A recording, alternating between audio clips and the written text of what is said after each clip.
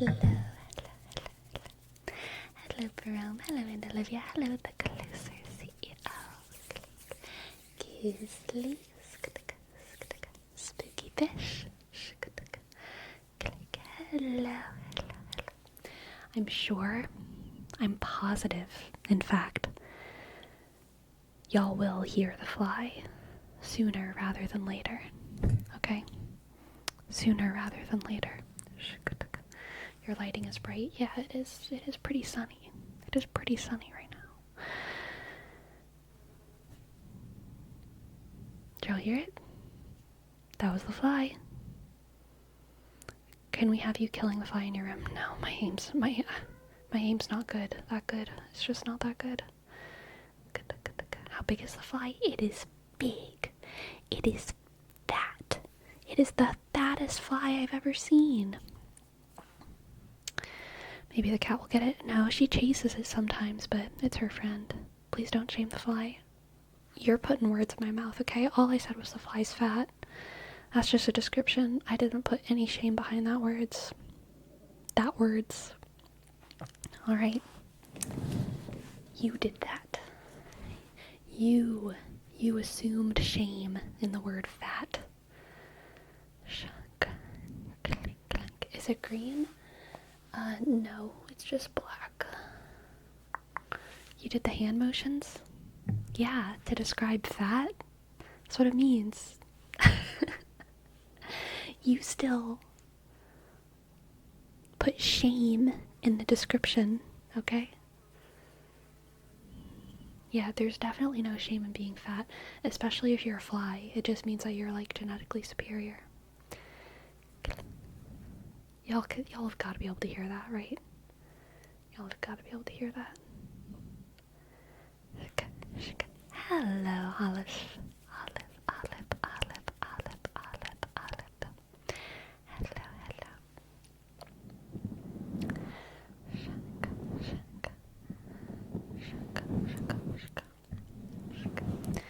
No shame in being fat. A lot of us live in America. It's true. You know, the day before yesterday, I think, it might have been even a day before that, I was listening to Dr. Mike's most recent podcast, Dr. Mike Medical Mike. I have no idea what his last name is, actually. Is his last name public? I don't even know. But it was interviewing a food scientist about, oh my god,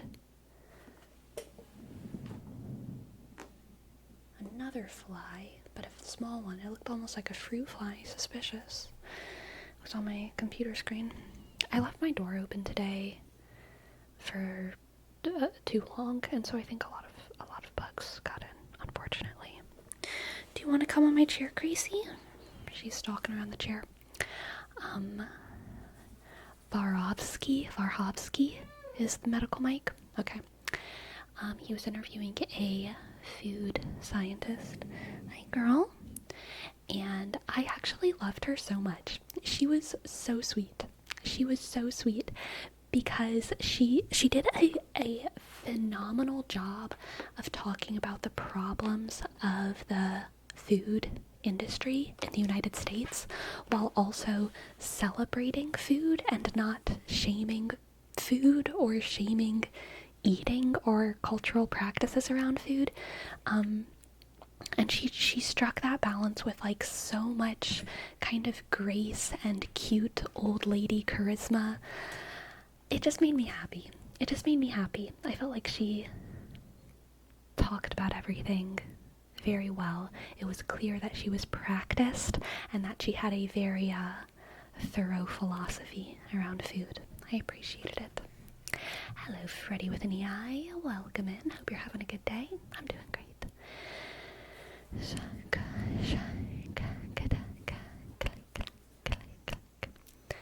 His name is actually not Mike either. It's Mikhail. Yes, I do remember learning that. I think he talked about that in his interview with the other Dr. Mike Israel. So many Russians in the world. Big country. Hello, Robosker. You know, Robosker. I used to know someone in a Discord channel who just went by Skrr, S-K-R-R-R, but it was S-K, and it was like a lot of R's, like a row of R's. And so all of us called him like Skrr, you know? And seeing you in my chat brings me fond memories of that old friend who was not a very important friend, but they were fun to play video games with every now and then. One of those, you know, peripheral Discord friendships that came and went in the blink of an eye. Skrr, skrr, skrr.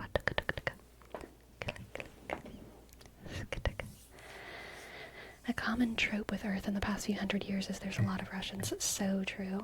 So true. There's a lot of people. Actually, there's just like a lot of people. Ever since penicillin, there's just like, we're all over the place. We can't help it. We can't help it. Oh my god. Handyman Cam. First sub of the night. Thank you. Handyman Cam. H. Click. A. Sick. N. Click. D. Y. Shk. M. A. Sk. N. Click. Underscore. K. Shk. Shk. A. Click. M. Thank you, Handyman Cam. Shk. Good job rolling those R's. Not every American can do that. It's true, you know, it's true that not everyone can learn. If you don't learn how to do that within your first couple years of life, there is evidence to show that it's like physiologically really, really hard for you to learn it afterwards, similar to some other sounds in other languages that people struggle with. But most languages don't require a lot of rolled R's. Even Spanish does require some rolled R's, but what's much more common in Spanish is the flipped R. The flipped R. And a lot of like elementary or high school, or even some like college Spanish professors won't talk about the difference between them. And so a lot of people who cannot roll their R's, which is a real thing, they will think that they can't flip their R's. But they can. Everyone can flip their R's. Everyone can flip their R's, especially if you speak English, because a flipped R is basically a quick D sound. And, you know, in Spanish, if there's only one R, that's usually what it is. It's just a flipped R. And everyone can do that. Everyone can do that. But people get brainwashed into thinking that they can't, so they'll say Senora or something because they believe that they can't roll their R's.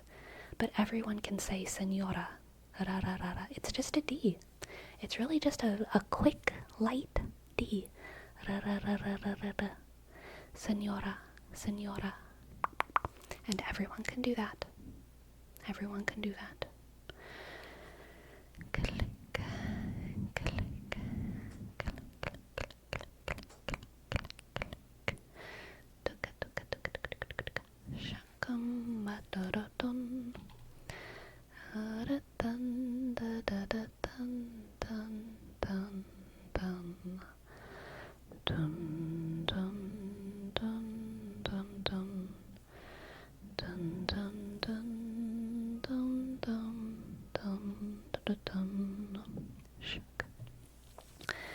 I didn't even know that's where the struggle in some pronunciation came from. Yeah, a lot of it is insecurity, truly. A lot of Americans or people who come from languages that don't have rolled R's, they learn Spanish, and you go into your first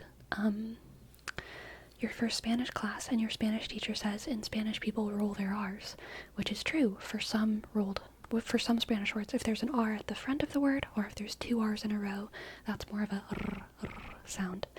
But if there's only one R, it's usually just a flipped R, and they don't talk about that. I didn't learn that concept until I was in graduate school and I was learning Old English, and my teacher, who was like a, graduate professor of linguistics, she talked about it, but it shouldn't be a lesson that's reserved for graduate students, because it would be so useful for level 1 Spanish speakers or French speakers or German speakers or Portuguese speakers, to learn that everyone can flip their R's, unless you have some kind of like actual genetic abnormality or mouth issue. So yeah, what defines a flipped R? I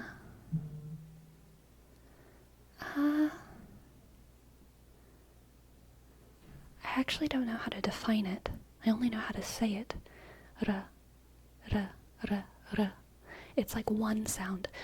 So like generally, let me see. Where's my whiteboard? The R sound, the sound that is represented in many languages as R is actually on a spectrum, and this is going to be like an American version of the spectrum. Sounds that are represented as R, whenever you translate them into English, are usually somewhere on a spectrum of R to L. So in a lot of the Asian languages, they have a really hard time with R because they're so used to thinking of that sound as an L. And the flipped R is kind of in the middle. This is the flip R. I'll say FL. I'll just call it flip. There's enough room there. Flip. It's kind of in the middle. So this is like the English R matey, and this is like, if you do an Asian accent, what's a word that they struggle with? Sometimes they'll say like hero, because they don't understand the difference, or like their brain can't like wrap around the difference between the R and the L, so they'll get it mixed up. So they'll replace R's with L's, and then sometimes whenever they're trying to say an R word, they'll say they'll make an L sound, because the spectrum does not exist for them. It's one sound. Girl, yeah, girl is a very hard word. Exactly. It's because R and L, so the movement of your tongue, L and R, the reason that they're the same is because they're the same. They're basically the same. It's just that your tongue is making contact with the top of your mouth at a different point in your mouth. So L is kind of at the tip. If you move that contact back and back and back, you'll eventually make an sound. But your tongue is kind of in the same position. It's just you're like, so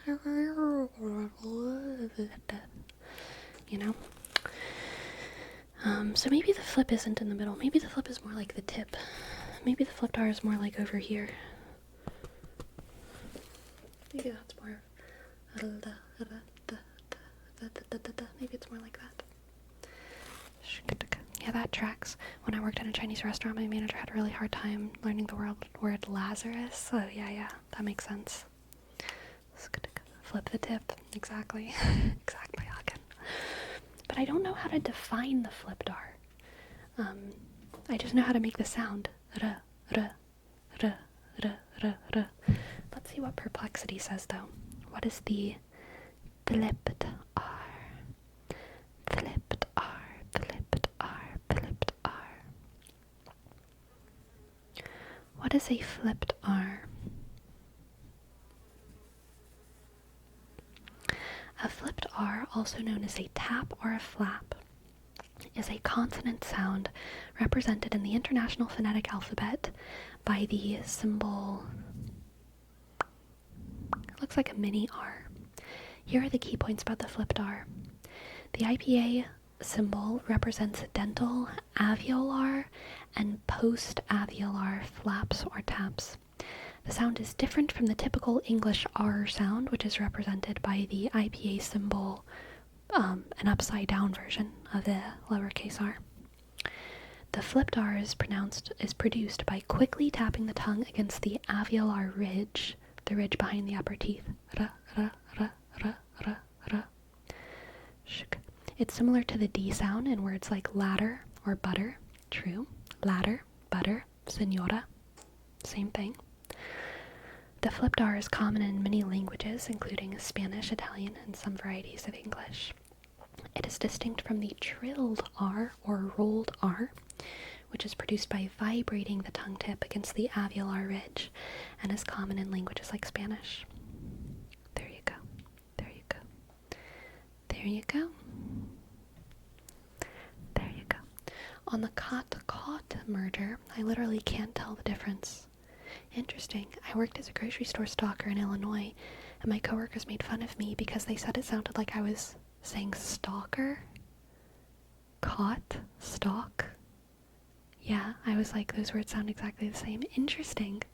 You know what's interesting to me is that AAVE, which is African American English, and British English have at least one similarity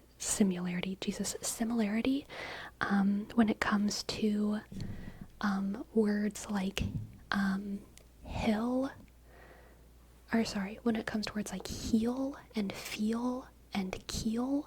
They'll say those things like hill and fill and kill. The E sound is often shortened into an I sound, and so sometimes in songs or in music you'll hear them rhyme something like hill and feel. To me, those are very different words. I could never rhyme heel and fill, but people who speak with an like AAVE accent or people who speak in like a British English accent, depending on the British and depending on the African American vernacular, can like rhyme those words in a way that sounds natural, which is like interesting. Alyssa Pegs. Thank you for your prime. Shk. S A P shk. E G click. S. Thank you. Did the US Southern accent come from leftover British people? No, that's an oversimplification. Some did, yes, but the US Southern accent covers many states that were occupied by very different European populations. So the Louisiana accent, for example, which is where I'm from, is affected by both the like Creole African population and the French settlers primarily in pronunciation, whereas something like the Georgia accent is more like the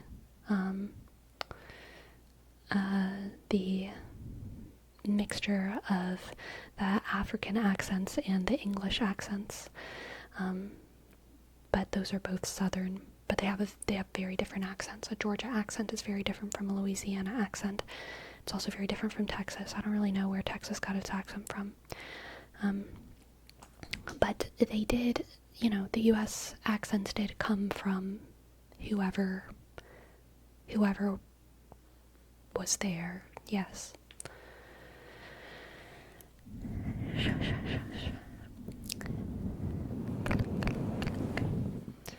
How would you pronounce these words? Hill, heel, heel. The last two are the same for me, heel, heel, but the first one is hill. Hill is very different from heel for me. In your mind they sound different. I think you're pronouncing almost exactly the same. Yeah, hill and heel.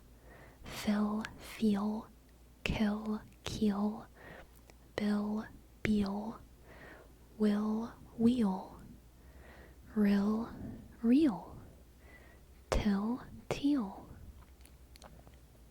Pill, peel. Gill, geel. Nil, kneel. Mill, meal. Zill, seal. Warm, worm. Warm, worm. Warm, worm. You're kind of a big deal. Thank you. Thank you. Shik, shik. You know so many things. I swear I've never seen you not have an answer on here. It's terrifying and it's brilliant. There's many things that I don't have an answer for. You should have been here last night. You should have been here last night, Georgia, when we were talking about the heat death of the universe.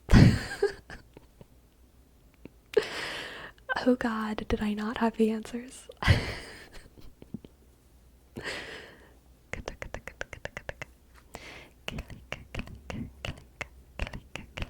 Sleepy, tell us about the heat death of the universe.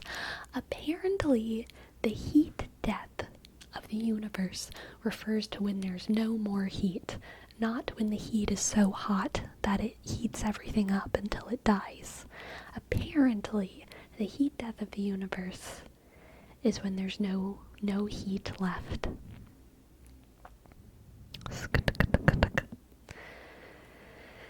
Sarah the King, thank you for your prime. Thank you for your prime. Thank you for your prime. Sarah the King, Sarah the King. X, click, E, A, R, shk, T, click, H, K, I, dot, and shk, G, shk. Thank you. Thank you, thank you, thank you. Heat's death versus death heat. I know, that's what it should be called, Freddy with an I. It should be called the heat's death in the universe. Okay? The heat's death in the universe. Shik, shik, shik.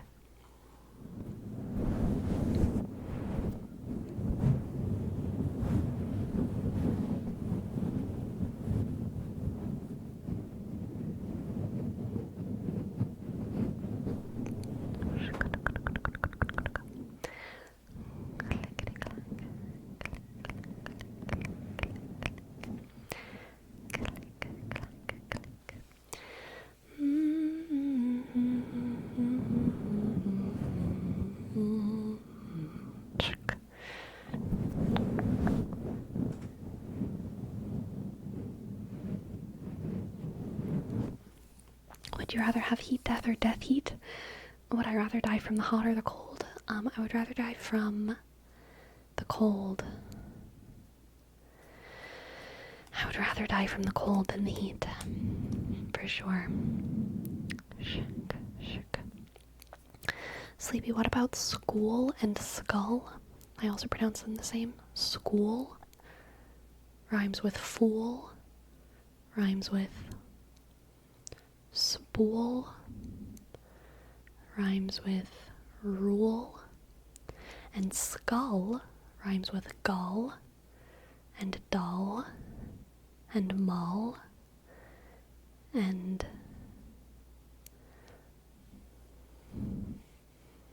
cull. Full is different from everything. Full rhymes with pull. Pull? Yeah, full and pull. But that's different from school and skull. School, full, skull. All different. All different. Shika, shika, shika, shika, shika, shika. I think that's an issue for the rest that don't speak English as first language, yeah. School rhymes with fool, yeah. True. Y'all, today is a green gumbo day, Tuscan stew day, or dal and rice. Oof. I don't know what the heck green gumbo is. Sounds like some cringe vegan stuff. I don't know. but gumbo sounds great. But also dal and rice sounds great too. I don't know. Can you do mid-Atlantic, transatlantic accent, like from the 30s? Not well. No, I can't. I could do it maybe if I watched like a Shirley Temple movie and I had it kind of like recently in my brain. Do you like spinach? Yes, definitely. Wait, aren't you vegan? Yes, I am. Shika. What's the best candy bar? Dates. Dates are nature's candy. Alright. Sleepy, do you cuss a little day to day and just try to limit on stream, or do you try to limit it off stream too? I pick up the habits of the people who I'm around. Honestly, that's like my most honest answer. I naturally I think I curse a pretty average amount. Like, I don't curse very much, but I do sometimes. But whenever I was like working in kitchens, I cursed way more because the people around me did, and it just became natural for me. And then whenever I'm around certain specific people who don't curse at all, you know, my church going folks, then I just curse less. And none of them feel unnatural. They all feel natural. All ways of operating. So I don't know. I select green gumbo. I'll let y'all know how it tastes. Okay. When you're around other people, do you also pick up their vocal patterns, like their tone, cadence, and intonation? You trying to diagnose me over there, Ogden? You trying to diagnose me with something? Huh?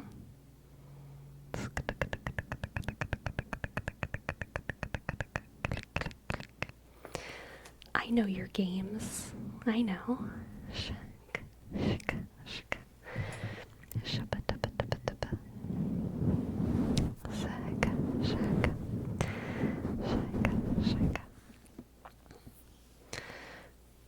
Are you talented, Mr. Ripley? Maybe so.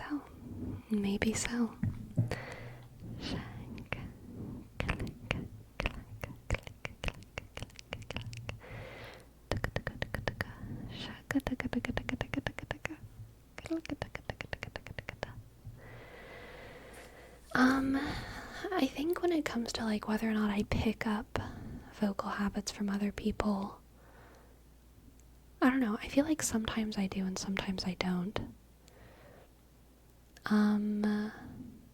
Definitely sometimes I do, but sometimes I have a stress response where I become like super like professional voiced. Like sometimes my stress response is like, hello, very nice to meet you.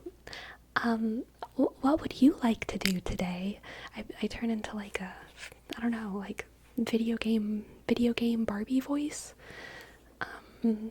So, but then other times I do mirror. So I don't know, a little bit of both. I dabble in my neurodivergence. You know, I dabble. I'm a mental illness dabbler.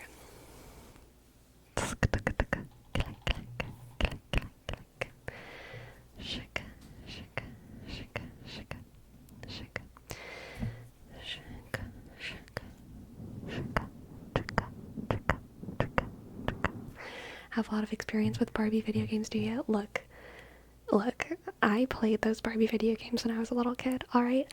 I had the video game for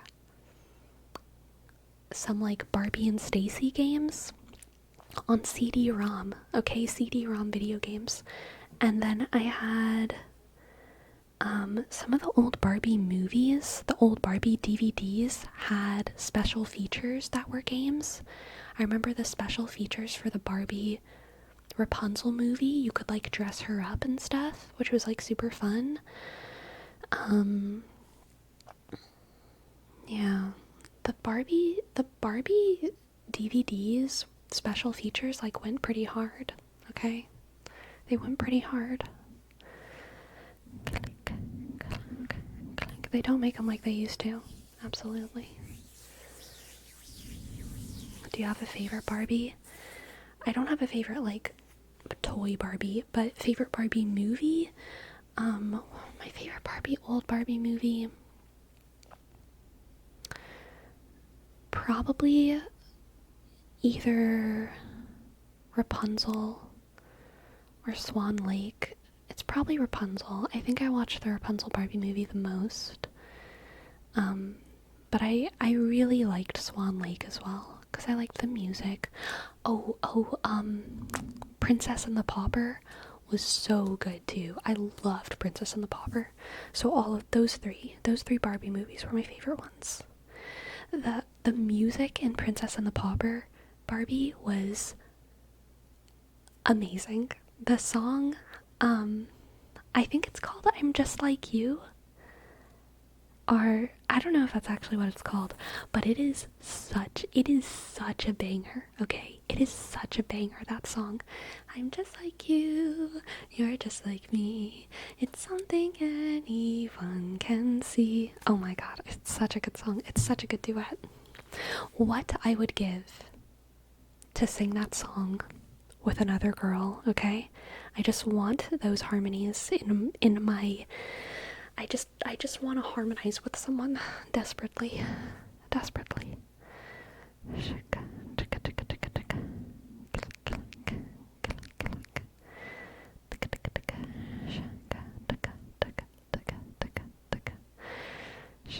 Yes, theater kid stuff.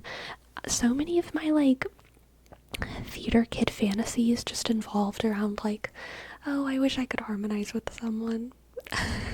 I would imagine, like, saying goodbye to my friends by, like, singing dramatic, like, theater duets where we would, like, harmonize. Very theater kid.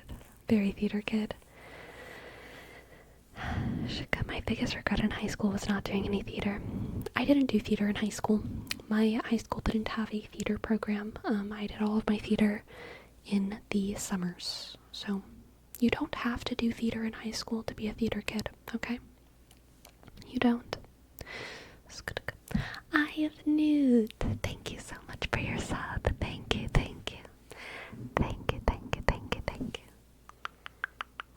E, Y, shk, E, sick, O, F, click, N, E, W, shk, T, underscore, yeah, let's harmonize, okay? Yeah. Someone else? You get to choose your note, okay? I'm gonna go da, and someone else can do da, da, da, da, da. That's a third, alright? Da, I'll do da, and you do da, and someone else, choose your note, you get to do da, da, dun, dun. That's what you do. Dun, dun, dun, dun, dun, dun, dun. Dun, dun, dun. Choose one of those notes.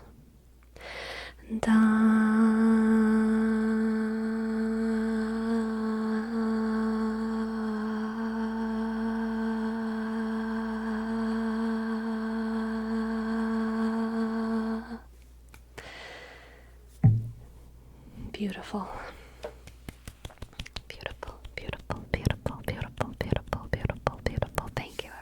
Thank you, everyone. I wanted to be in theater in high school, but all they did was musicals and I really couldn't sing. If they did Who's Afraid of Virginia Woolf or 12 Angry Men or something, I would have been all over that, even some Shakespeare. I feel that, Frenetic Games. I feel that.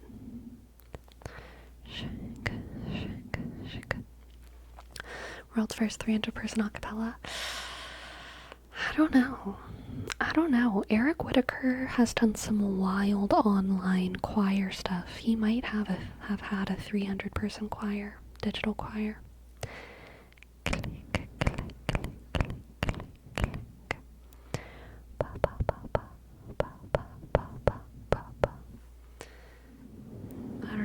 so they don't count.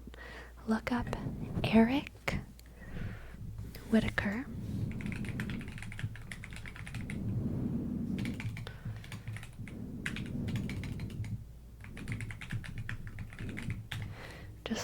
Just look that up. Okay. I'm sure you'll find something good.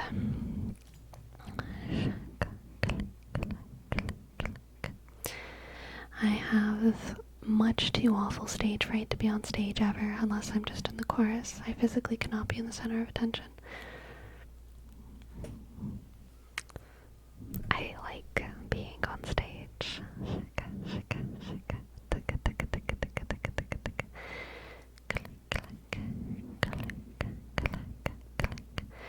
Have you taken singing classes?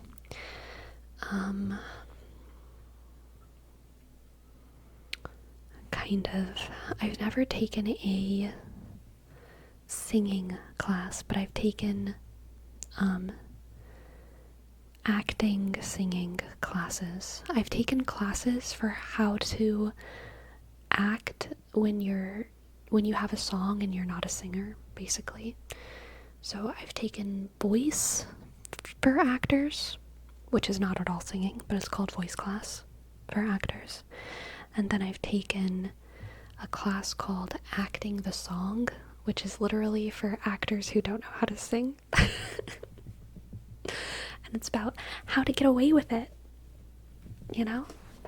So it covers a little bit of singing, but it's mostly about, how to focus on the storytelling aspects. But I've never taken like a singing class. I can't stage sing though, fun fact.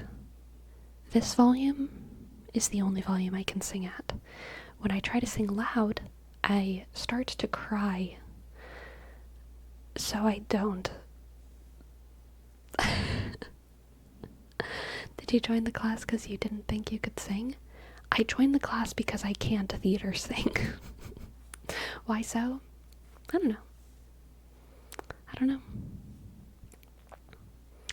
It's a problem. Like cries in a fight or flight response. Yeah, pretty much. Really, with every song? Yeah, pretty much. Like whenever I try to sing with like my chest voice or something, it just like kind of triggers. It just triggers a crying fit that I can't stop. What if you stage sing in your default customer service voice? That would be even worse. I'd start crying before I even started. It'd be a nightmare.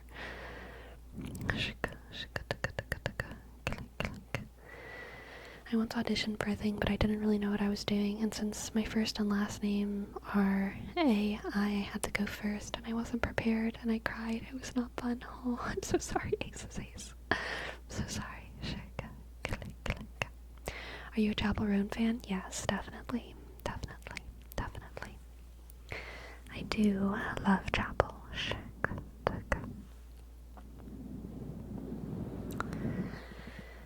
Is being used to being the center of attention something you think that comes naturally, or something people can get used to with practice?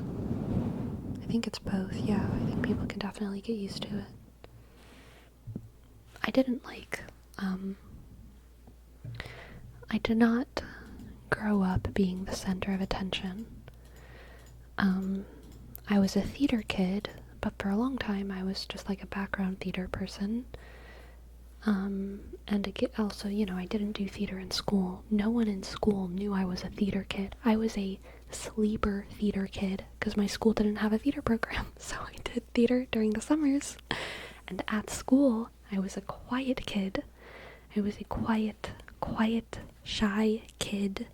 Shy enough that apparently, I didn't know this until I was older, but there were rumors that I was mute.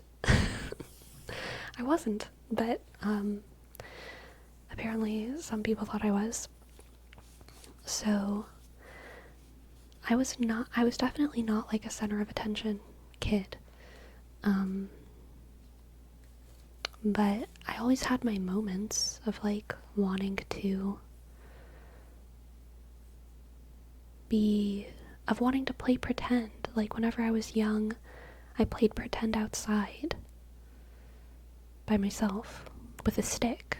I would pretend I was Sailor Pluto. I had a big stick, and I would pretend I was Sailor Pluto. When I was a little bit older, I would pretend I was Sailor Saturn, because I learned about Sailor Saturn, and she was really cool. Or, Cardcaptor Sakura.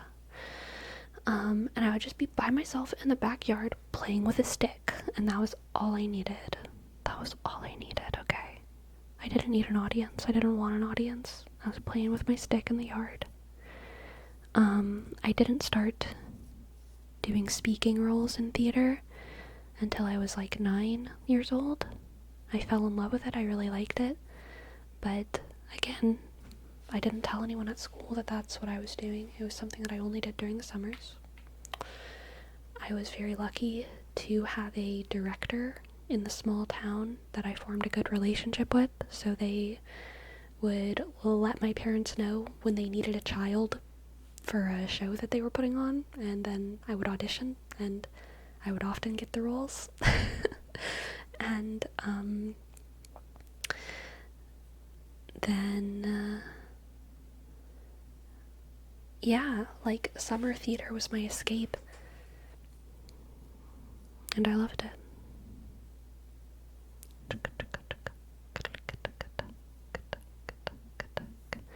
Did you ever pretend to be Kagome? Yeah, totally.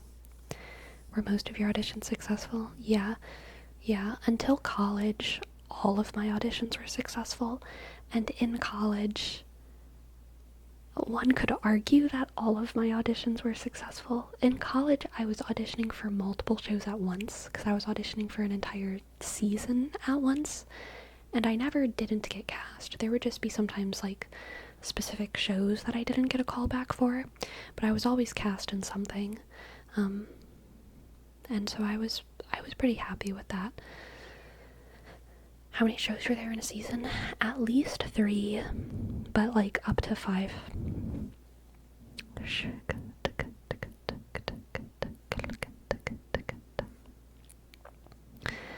I was a center of attention hoarder with friends or people around, but on stage or even for a speech I wasn't that comfortable. Yeah, for me it was the opposite, totally the opposite. You think both are different in terms of being an extrovert? I think having people in front of you and just listening to you and being surrounded by multiple people speaking back and forth, it's different. Yeah. Socially, I'm like not a center of attention kind of person. Like, oh my god, that fly is going crazy.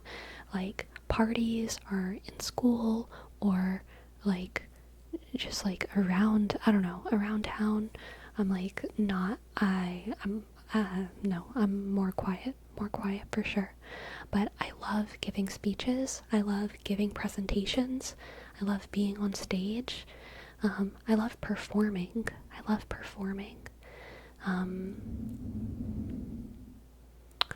Which is very different from socializing. Yeah. Do you know much about Greek gods? I definitely don't know everything about Greek gods, but, I know a little bit.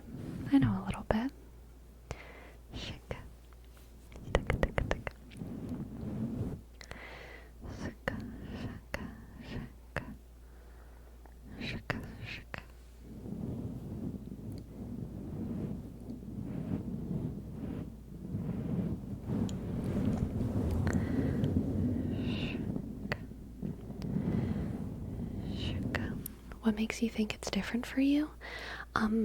Preparation. I can prepare for a performance. Even if it's improvisation, there's a plan in my head of like, not even if it's improvisation, I don't have a plan of like, that's like in detail, but there's like rules kind of. There's a framework. I know that everyone is on my side, who I'm gonna be like acting with. And then for most performances or for most presentations that are not improvisation, I have a plan. Like, that's literally it. I have a plan. I have a script. I literally can't mess up, because as long as I prepare, I will succeed. I literally can't mess up. Socially, there's no plan. There's no plan. And sometimes your cohorts are not on your side in real life. And you can just say stuff wrong, and you can say stuff bad, and that sucks. So you don't get nervous on stage? No, definitely not. I love being on stage.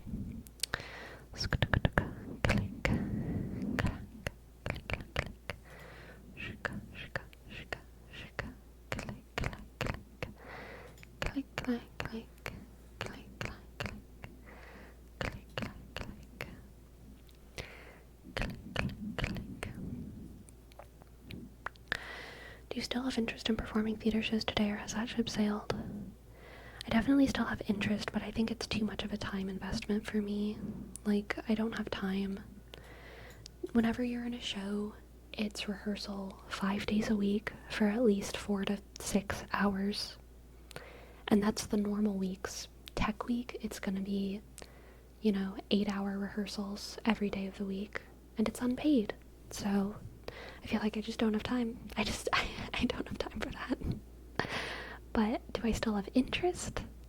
Yeah, I love theater.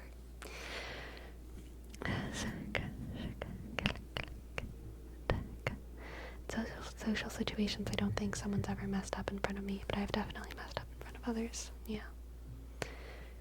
Oh, I think that's a difference for me, but the other way around. For stage, I know I have a plan, and I try too hard to stick to it, and maybe that makes me nervous. Because I shouldn't mess up, but socially, if I mess up, it doesn't matter. Interesting. Yeah, that makes sense.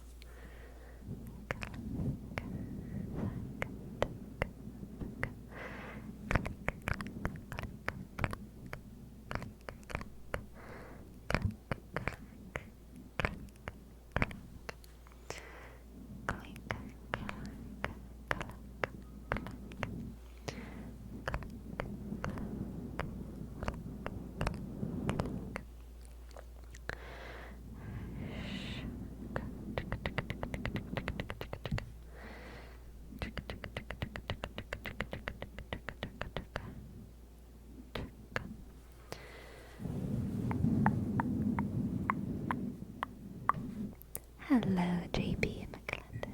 JP McClendon, hello. It's interesting how the same concept can be applied in both ends. People can be so similar and different at the same time by a simple switch. Yes. Yes. Yes, yes, yes, yes. Yes, yes, yes, yes, yes, yes, yes, yes, yes, yes, yes, yes, yes, yes, yes, yes. I tried to pick up one of my corks, but I dropped it. But it's a good thing I have another cork at the ready. Do you ever write stories? Yes.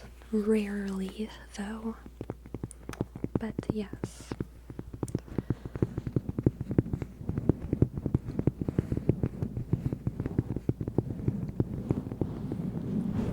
You write stories and songs? Yeah, that's more common. For sure.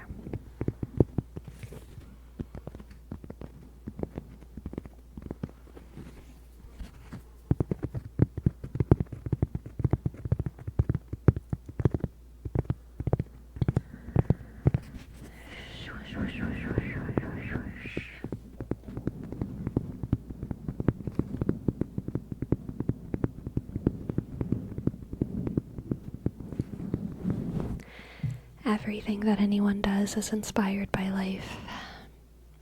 I believe, MNC. Because life is all we know. If you're asking if they're, reflections of my real life, usually no. They're they're not about me. My stories are not about me. Songs, yes. My songs are often about me. But sometimes they're not. Sometimes they're about other stories. The, fictional stories that I write, though, are, they're usually more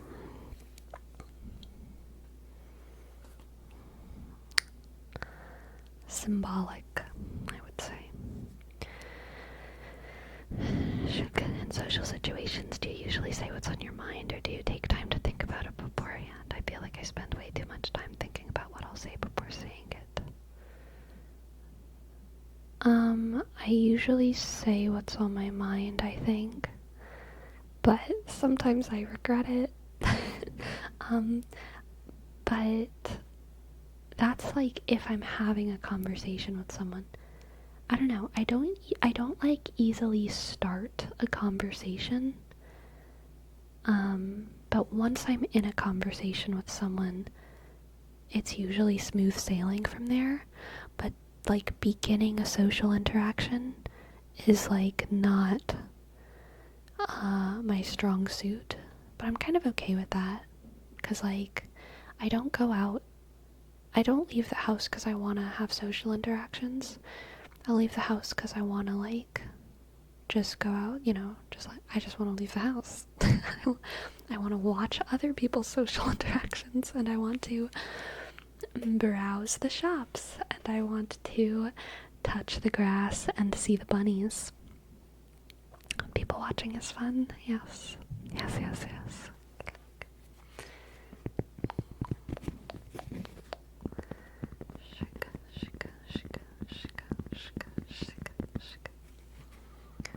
I don't have my own bunnies for Nicodromal, but they're all over where I live. Outside.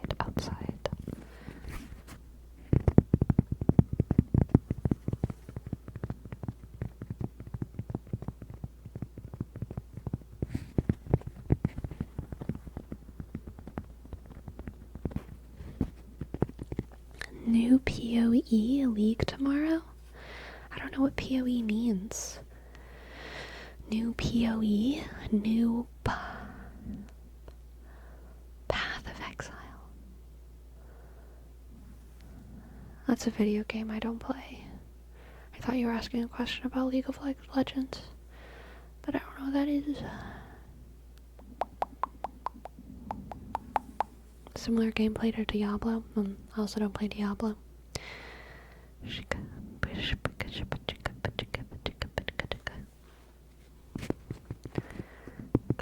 Galaxy Brain Diablo. I see. Distant cousin of Darktide. Okay. Is it like a first-person shooter? I'm excited for Space Marine 2. Okay, I'm excited for that. I'm excited for that video game. I'm also excited for the Amazon show. I hope it's good. I hope the Warhammer Amazon show is good. If it's not good, I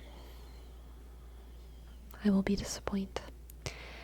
Henry Cavill dropped out, apparently, Destructicon, so yeah. He dropped, so from what I heard, he dropped out of principle because the show was gonna be too Amazonified, too catered to large audiences rather than the audience of Warhammer 40k, which is a valid reason to drop out. Valid reason. Nah, I lost all confidence. Yeah, that's fair. I haven't lost all confidence, but I've lost a lot of confidence, but I still have hope, okay? I still have hope.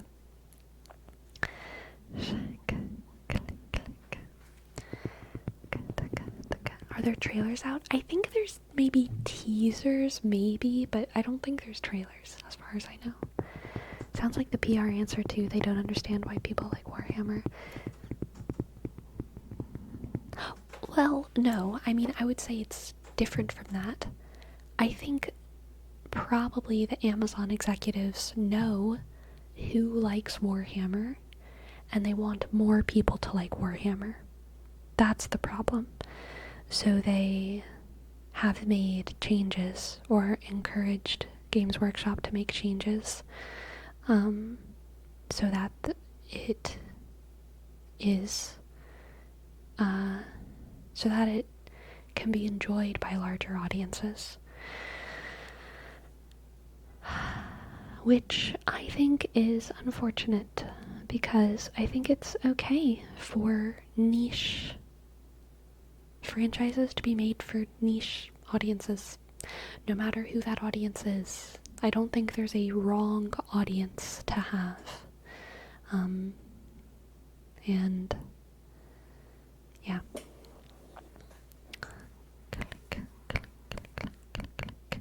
Isn't that why he dropped from the last season of The Witcher? Yeah, basically. A man of principle, he is. Apparently. Apparently Henry Cavill is really into video games, so they went for the wrong guy if they tried to change the plot. Yeah, for sure. I work at a hobby shop that sells those. I'm always surprised by how expensive some of the sets are. Yeah. Yeah, Warhammer's a thirsty hobby. Thirsty on your wallet, for sure. The Fallout series was pretty great. Did Amazon make a Fallout, like, TV show? I didn't even hear about that.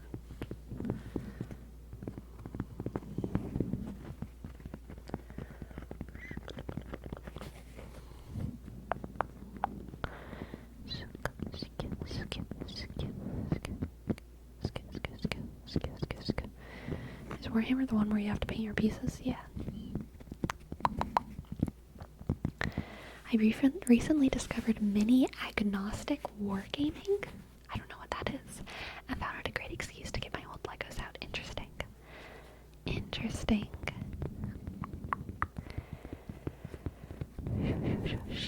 Hello, Donnevoogd. Donnevoogd, Donnevoogd.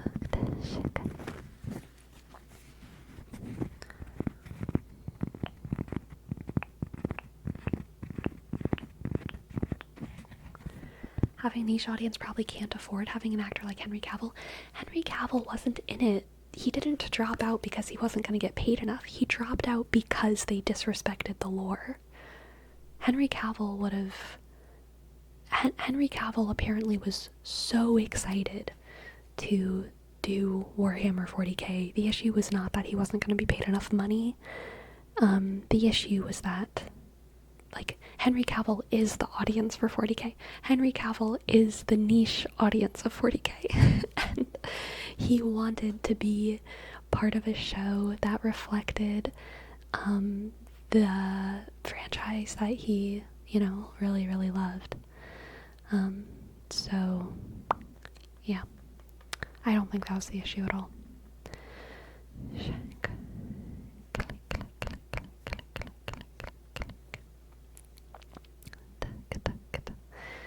I don't actually think Warhammer needs a lot of tweaking to be made approach to a normal audience. Look at Dune, it's an incredibly weird story about space nuns and off-world imperial warfare, and the people loved it. Yeah. I don't think Warhammer needs a lot of tweaking either. I think...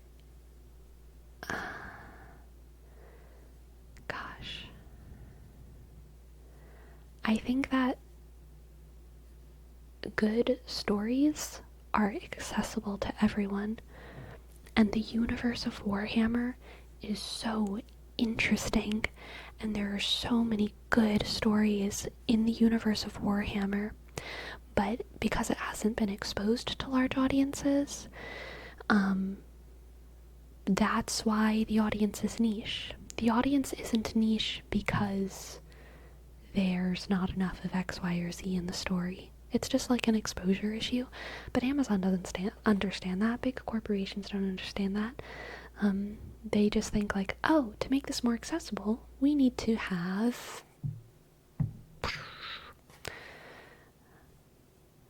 we just need to change it to make it more normal. Making Warhammer more normal is like such an insult. Fallout seemed pretty good, though, sticking to the lore. Suppose Fallout had the default self-insert with the Ball Dwellers, and none of that's in Warhammer. I don't know. I don't know enough about Fallout.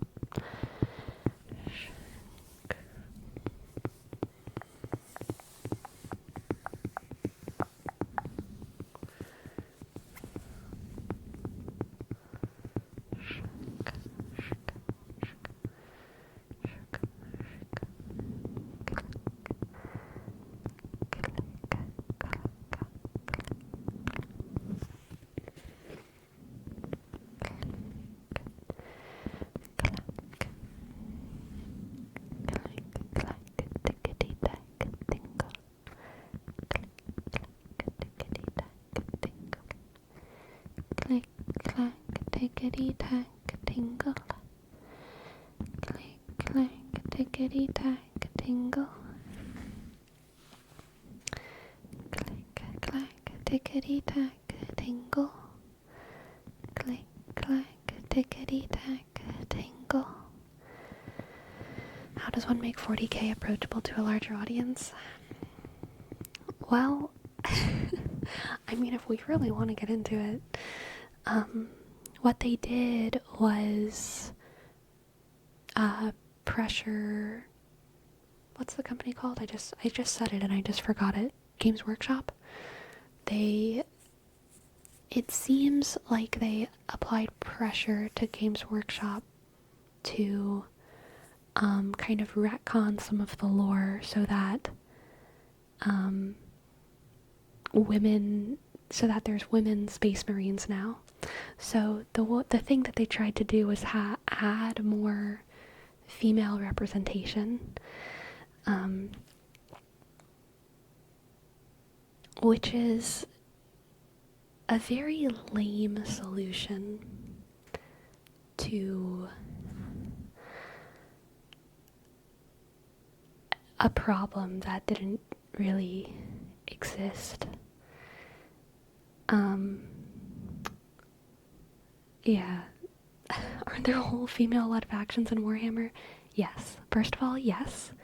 Second of all, like, the idea that women space marines is in any way empowering is, like, stupid.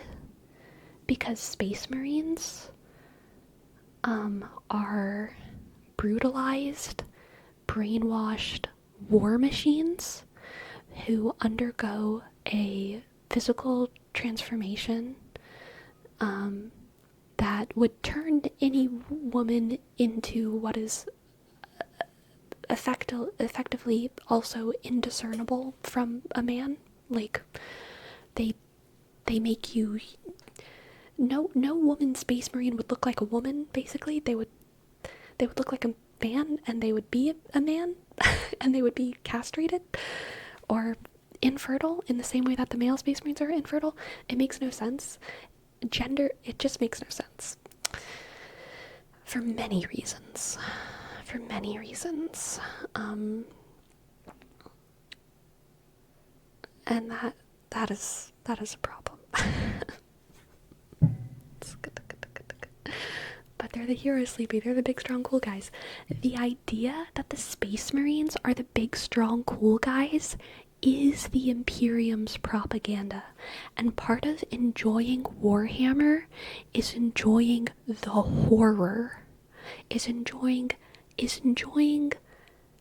the great contradiction of, like, it's kind of fun to, like, fantasize about being a big, strong war machine, but also the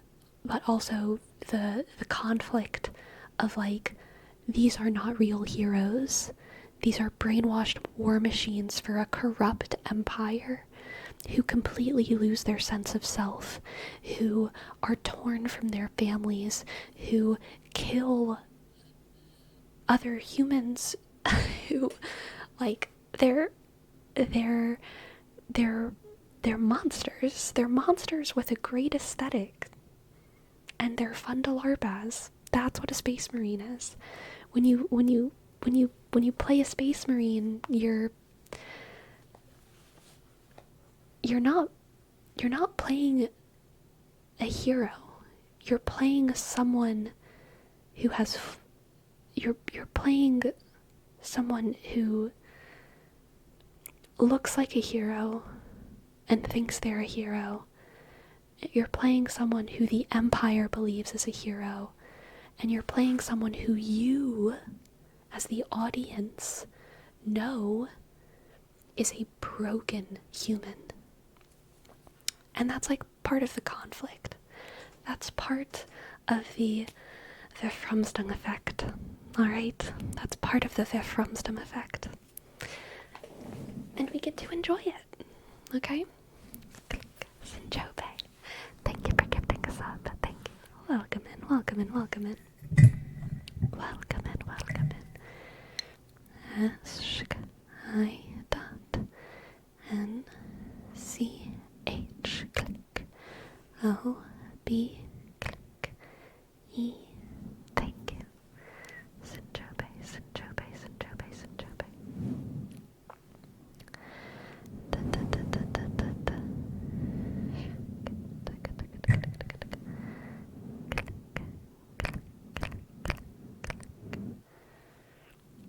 Part of the problem with making a movie or series out of Warhammer is that there's no good guys in 40k. Very true. That's actually a very good point.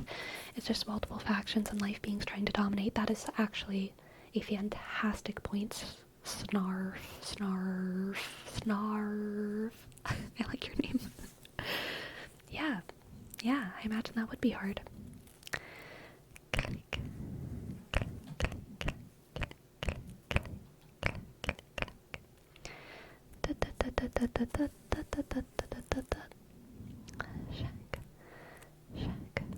Women can be monsters too. What a time to be alive. So empowered.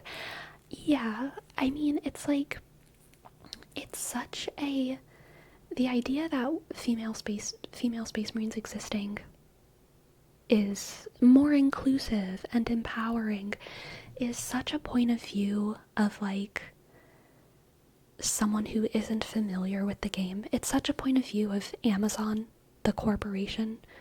Like, of course Amazon, the corporation, would look at Space Marines and just think, big soldier men, how about we make some of them women? That everyone will love that. Hey, Games Workshop, how about we put women in these cool suits too? And they can take off their helmet and have a little... what's her freaking name? I want to say Antigone. Eowyn. Have a freaking Eowyn moment of like gorgeous woman battle maiden. But like, no, a woman space marine would take off her helmet and have scars and a beard, which is fine. It's based, but it's like, you wouldn't know. Like, the lore makes the biology of a woman not able to fit. Like, they're pumped with like hyper testosterone as part of the lore. It doesn't make sense.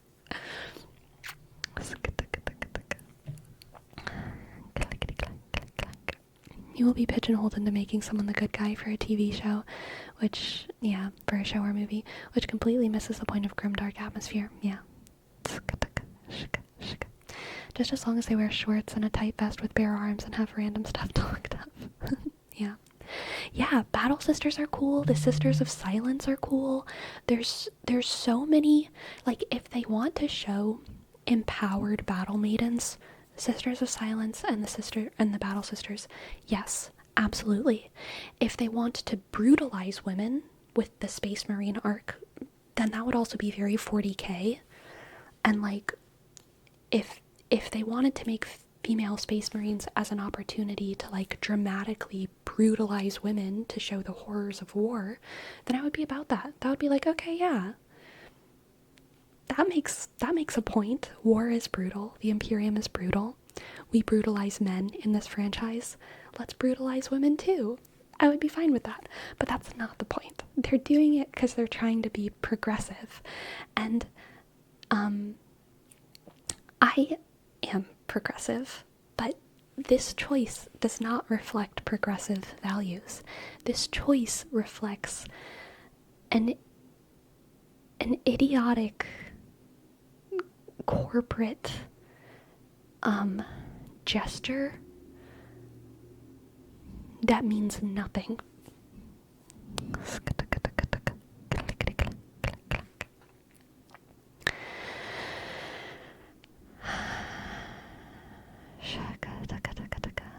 What am I talking about?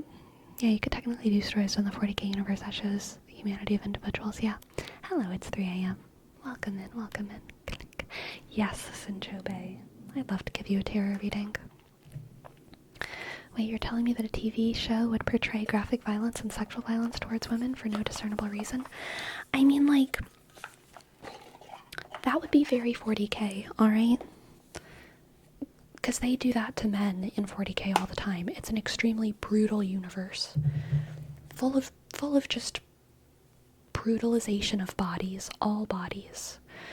Male bodies are brutalized more in 40k because it's a more male-centric story. Women bodies are also brutalized in 40k because no body goes unbrutalized in 40k, okay? Every type of person is becoming a servitor. Every type of person is a heretic. Every type of person is getting freaking psyker sacrificed to the emperor. The idea of empowering women in the universe of 40k is such an insult to the intelligence of actual women. If I want to self-insert in 40k, I don't want to be empowered. Like, if I want to self-insert in 40k, I want to be in desperate circumstances just like everyone else.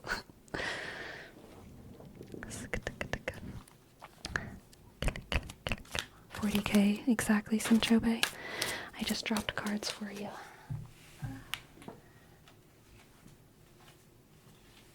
Alright. These are your first two cards because they were on the ground. Let's get another one too. Sinchobe, Sinchobe, Sinchobe.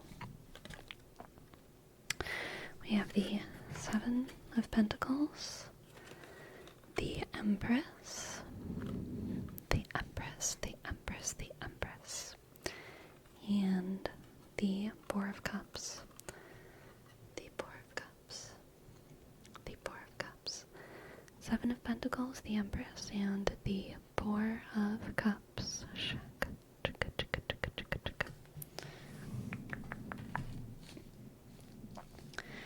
Seven of Pentacles, the Empress, the Four of Cups. You know, Sinchobe, this reading is not extremely good, but it's not bad at all. This reading is like,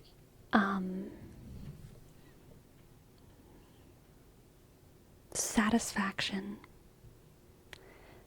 Satisfaction, and exactly that. And exactly that.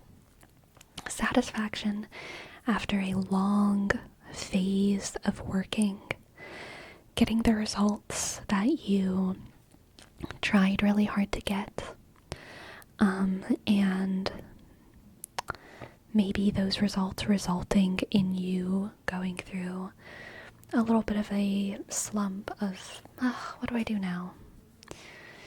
Now what do I do? I just finished that whole thing and that was really fun, but now what do I do? I think that's kind of what it is. It's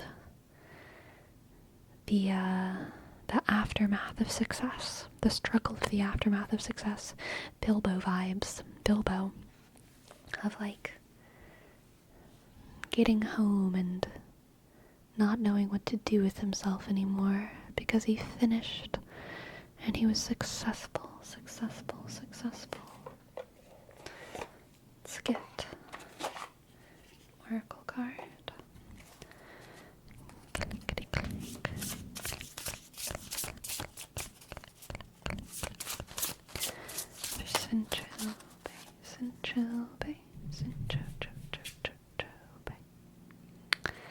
The Hound and the Pair.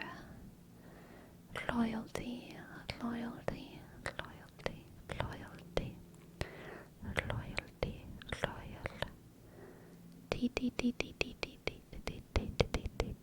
I want it to be in focus.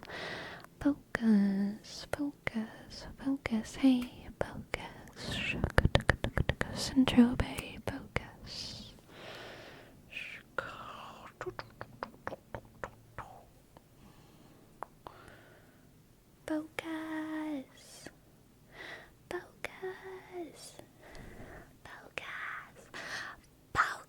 Oh my god. To what god must I make a sacrifice to get my camera to focus on this frickin' card, huh? Is it on manual? No, it's on automatic. better be at least. Yeah, it is on automatic. It just hates me. It might be because of these lights down here. And also my face. Shika, shika, shika. The camera's not loyal. The camera's a heretic. Sometimes it helps when I tilt it like this. There we go. Look at that. The hound and the pear. And it went out of focus again. Whatever. You had it for a moment. You had it for a moment. Sinchobe. I think this is actually loyalty towards labor. Even once you achieve your desired results, there's a certain loyalty that I think you must remind yourself of, which is a loyalty towards work itself and a loyalty towards labor. I think that's what the Seven of Pentacles is as well. The Seven of Pentacles is oftentimes like the agriculture card, which makes me think of just like the labor of humans. It is our lot to kind of always need to go through these agricultural phases. We never make enough food for forever. We always have to make enough food to have food for a reasonable amount of time, but we can't make all the food now or else it would go bad, you know? So it's like we have to make enough food, and then we have to eat it, and then we have to make more food, and then we have to eat it, and then we have to make more food. So it's like there's this agricultural process, there's this loyalty towards labor that humans must keep up. It's also kind of reflected in the Empress, the card of fertility, right? And so I think that this reading overall is saying that even if you get your desired results, and even if your life becomes this cyclical pattern of work and results and work and results, to the point where you become a little bit bored with that cycle and unsatisfied, you must stay loyal, and you must remember your purpose, and you must remember that it's not actually about the results, it's about the labor itself. It's the journey, not the destination, and it's your loyalty towards your humanity that you must ground yourself in. Ground yourself in like a turnip. Okay? Okay. Or like a pear. The hound and the pear, even. Thank you for letting me read for you. I hope that you enjoyed. Thank you. I like to think I'm pretty loyal in general. Aw, then thank you. I'm glad you like the hair and the light. Yeah. I'm enjoying the sun as well. I'm enjoying the sun.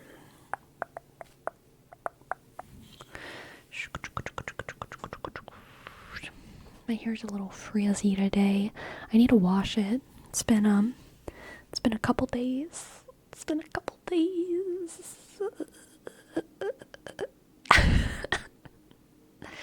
I'm a witch. I'm the Lich witch. I will raise you from the dead. For I am the Lich witch. There needs to be like summer liches.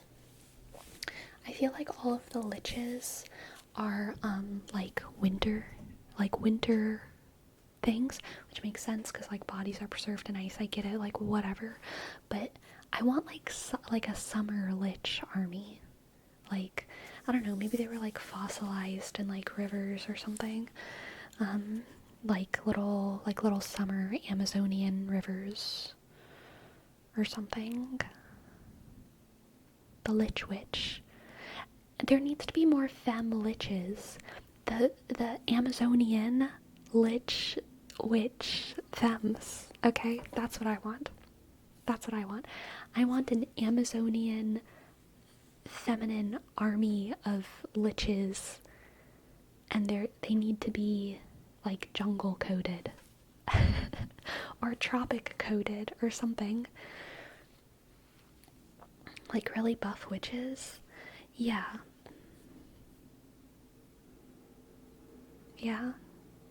Exactly. Well, like, the leaders can be like the muscle mommies, but I'm sure there can be some, like, dainty ones in the mix, okay? Can we call them the Lich bitches? Only if it's like, only if you mean that in, like, a nice way. Like, yeah, the Lich bitch. But not like, you can't say that if it's mean. If you mean like a Lich bitch, then excuse you, Agan, okay? Excuse you. Of course, the nice way. Alright, yeah, there we go.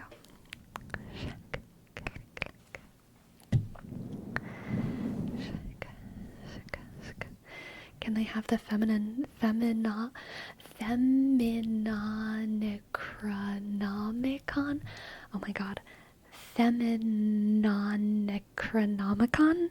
Necronomicon? That is so good. That is so good. I love that. I love that Destructicon. I love that so much. Feminon Necronomicon. Necronomicon. It's so hard though. Jesus.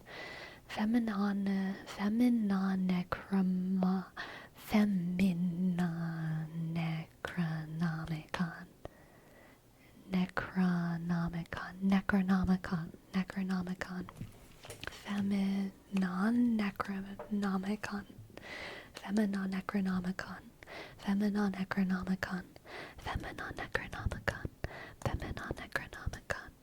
Feminine Necronomicon, Feminine Necronomicon, Feminine Necronomicon, Feminine Necronomicon, Feminine Necronomicon, Feminine Necronomicon, Feminine Necronomicon, Feminine Necronomicon, Feminine Necronomicon, Feminine Necronomicon, Feminine Necronomicon, we got it. Feminine Necronomicon, Feminine Necronomicon, Feminine Necronomicon, Feminine Necronomicon, Feminine Necronomicon, Feminine Necronomicon, Feminine Necronomicon, Feminine Necronomicon, Feminine Necronomicon, Feminine Necronomicon, Feminine Necronomicon, Feminine Necronomicon, Feminine Necronomicon, Feminine Necronomicon, Feminine Necronomicon, Feminine Necronomicon, Feminine Necronomicon, Feminine Necronomicon. We got it.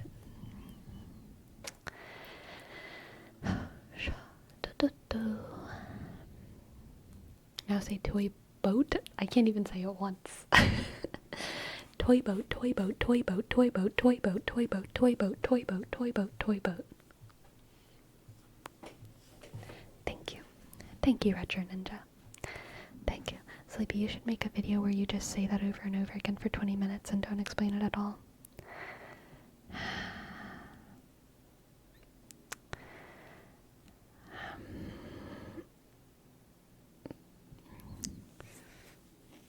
Maybe.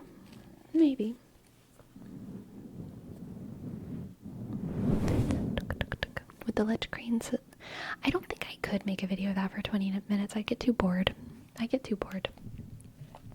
Would the Lich Queen society only consist of females, kind of like the Amazons? Yeah. That's what I'm thinking. I think it could also consist of men, kind of like the Lich armies, the undead armies of the North usually also comprise the people who the army of the dead kill, you know? So like maybe the original 100, okay, can be the Amazonian women Lich queens, but the army can grow to include all of the other genders. So only undead men or only women? All genders. The original 100 women, and then after that women and men. Okay, they're an army of the dead. They kill everyone. They don't ask people's gender identity before they kill them, alright? They're zombies. So they kill you, and then you become part of their army. Part of their tropical jungle undead army. The original 100 genders. So based burnout club. I love that. Yes, the original the original 100 genders. Yes. Yes. What if the men try to revolt though? They're dead. They're not humans. They're zombies. They're dead. Okay? Do the whites ever revolt against the Lich King? No. Okay? Does the undead army ever revolt against the whoever the heck? No, they're dead. They're zombies. The original 100, maybe sentient. Maybe even only 5 of them are sentient or something. Sleepy undeads have feelings too. At least WoW taught me that. WoW is not every fantasy world. In some fantasy world, the undead is just the undead. Just the undead. Farewell, MNC. Have a good weekend.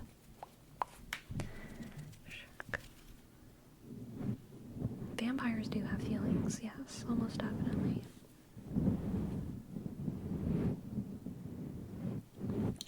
Are the undead sentient? I think a lot of the lores are, they're not consistent on that at all. It's very different in different universes.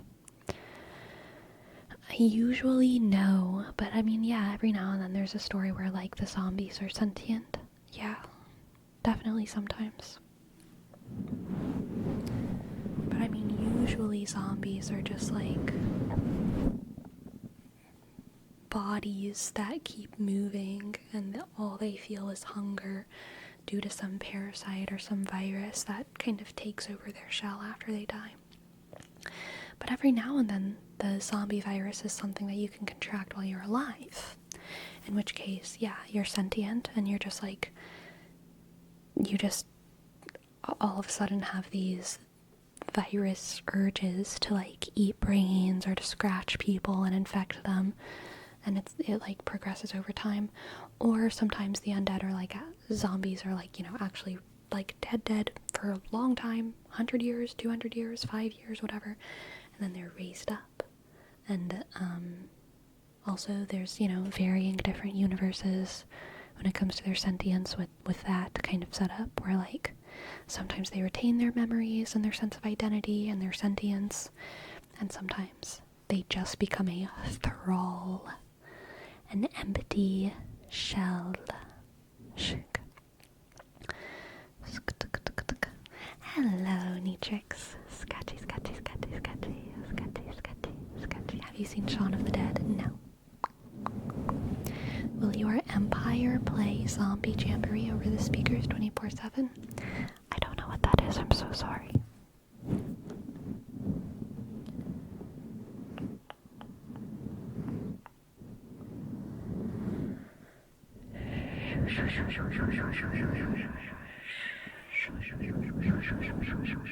Have you watched The Boys season 4?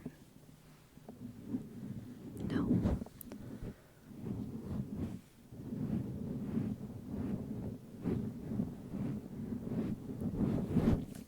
I actually started watching the first episode. I only watched like the first 5 minutes, and then I was like, I don't like this, and I stopped it.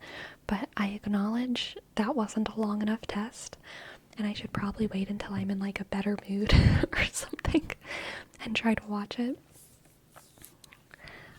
When I'm in a less of a critical, grumpy mood. Because I did not enjoy those first 5 minutes. I was like, this is all dumb. This is all so dumb, is how I felt. I don't even remember what happened. I just remember my feelings. Yeah.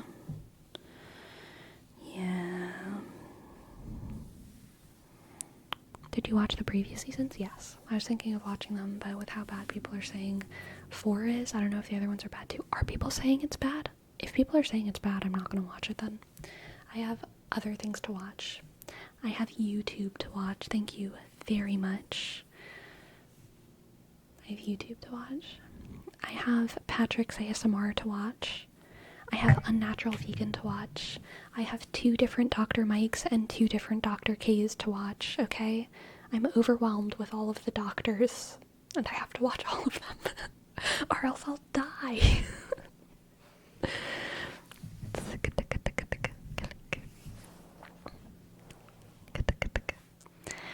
No, every season is better than the last. Okay, interesting, Clokey. Interesting, Clokey. I've generally heard people enjoy it, but I'm out of the loop. Okay, Destructicon, interesting. Interesting. Not as good as the previous seasons, but still better than most TV shows. It's better than Love is Blind, though. I can't wait for more reality TV shows, honestly. I miss my reality TV. I miss good reality TV. I want a good season of The Ultimatum to come back. And I want a good season of Love is Blind. That's what I want. That's what I want. Shika, shika, shika, shika, shika, shika, shika. Kitaka, kitaka.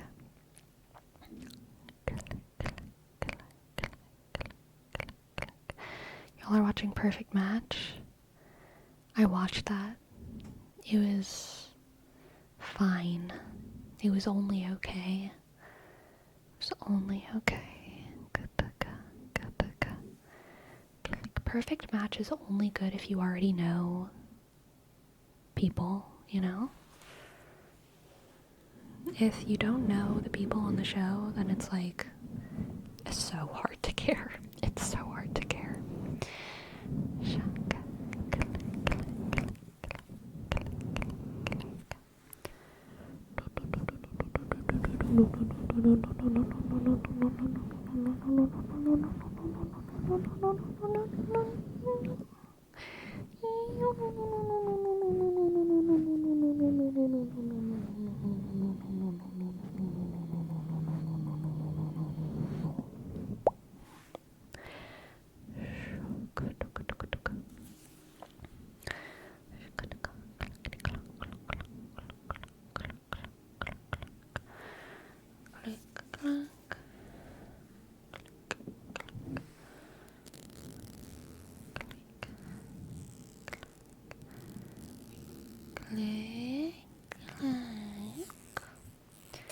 Click, clack, click, clack.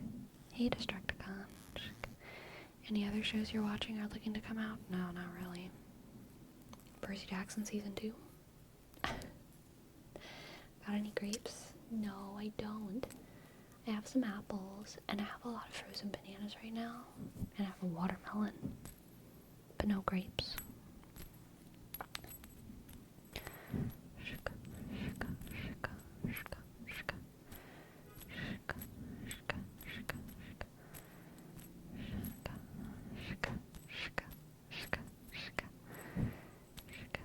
Do you eat frozen bananas or make smoothies? Smoothies. I make smoothies. Make banana ice cream. I'm not confused. I know what you're referencing. You're referencing the dumb duck. You're referencing the dumb duck that doesn't have any grapes and goes to the stand. Okay?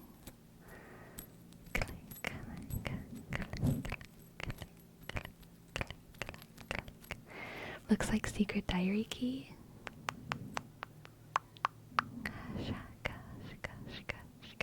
It sparkles. Sparkles.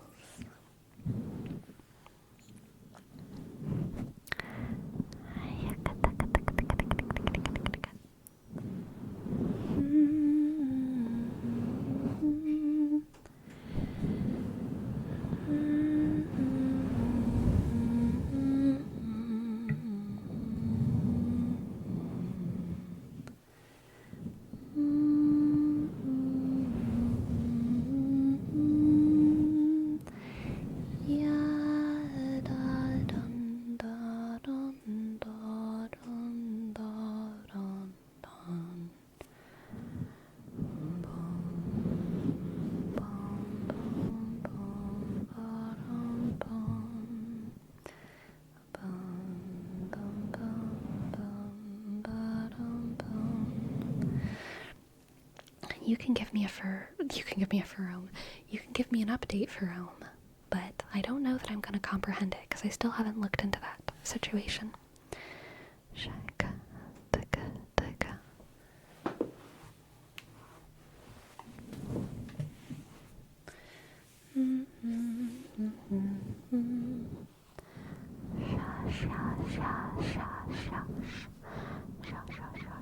Scratchy, scratchy, scratchy, scratchy, scratchy. Eva was fired. Apparently the thing is bad. Alright. Sounds like it.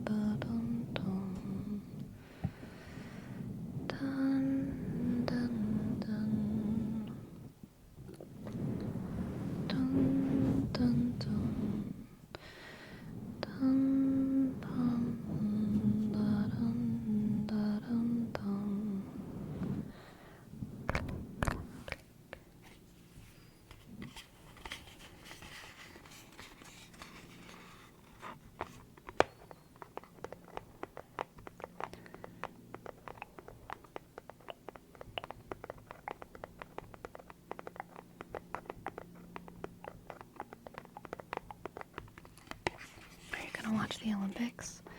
So whenever I go to the gym, sometimes the Olympics are like on the TVs. They have like TVs at my gym. But I'm not always looking at them, and like I'm pretty sure there's no volume on them. So like sometimes I watch them, but like not intentionally. I just watch them if I'm like on the treadmill, which is rare. If I really wanted to optimize my health, I would do much more cardio, but I just can't be bothered. I don't like it, okay? But sometimes I do catch myself watching the Olympics at the gym. But sometimes I'm like watching it and only like 10 minutes into it I'm like, oh, this is the Olympics.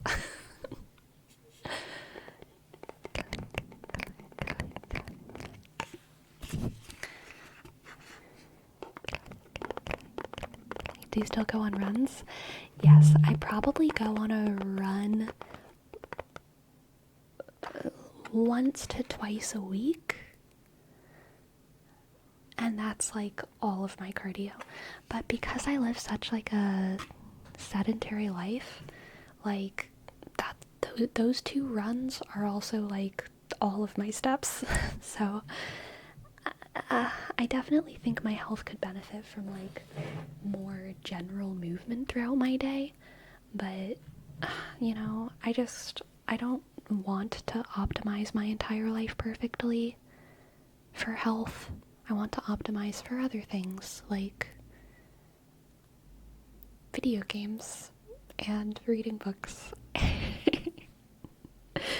And so I am okay with not getting the doctor recommended like 6,000 to 10,000 steps a day, you know. I'm okay with it. Doctor reprimanded steps.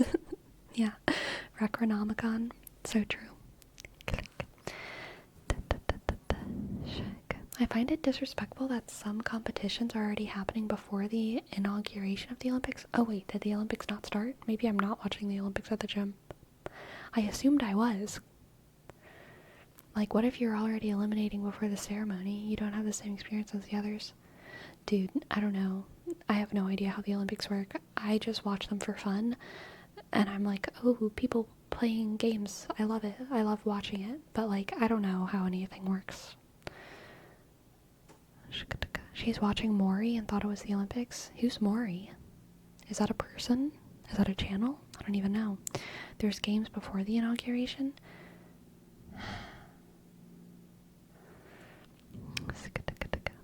Thank you for your tips, Enjobe. Thank you so much. Thank you so much. You're really cool and neat. You're really cool and neat. Shh. Focus, I'm giving you a compliment. Focus, focus, focus. You're really cool and neat. You're really cool and neat. Maury is the daytime TV like Jerry Springer.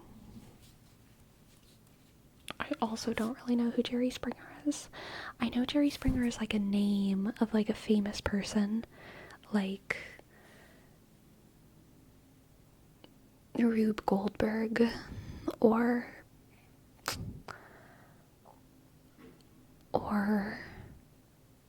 Paris Hilton, but I don't know who they are. I don't know who any of those people are. I think Paris Hilton is blonde and has had plastic surgery, and I think Rube Goldberg is a scientist. But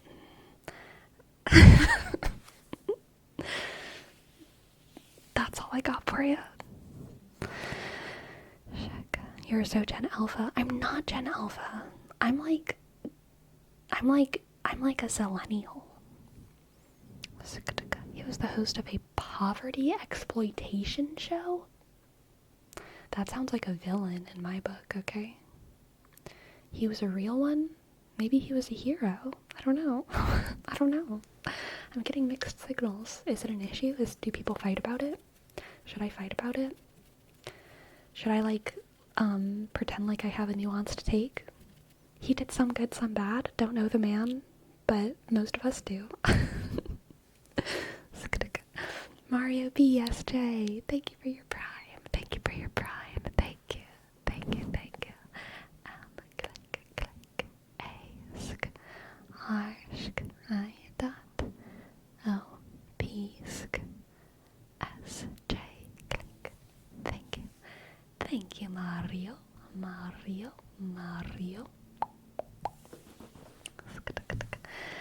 Sleepy, remember how someone said you have an answer for everything? Well, they were right. Yeah, I guess so. Basically, people airing their dirty laundry. Interesting. Jerry Springer roasts have popped up in my YouTube recommendations.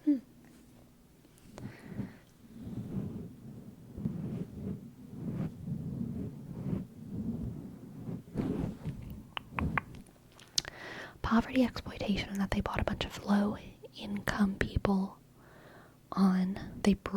I was reading bought, and I was like, you can't buy people. Okay, they brought a bunch of low-income people on and portrayed them as being trashy. Like, look how fucked up these people are. This lady doesn't know who the father of her baby is.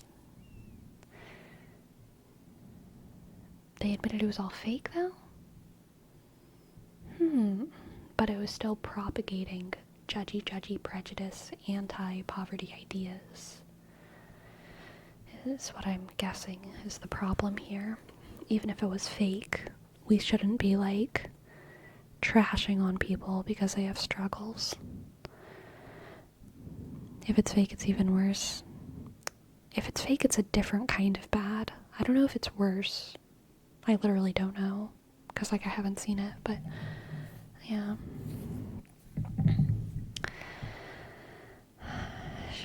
Jerry was good at letting people argue and fight on TV. I don't know why, but now people just do the same on social media without getting paid for it. Yeah. It's like minstrelsy at that point. Yeah. Well, no. Because minstrelsy is, very specifically, race-based.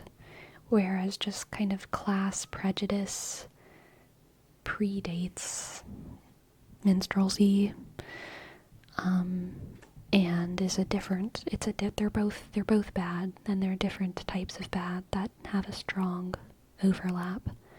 There's a strong race element. Oh, well then, maybe so. I don't know.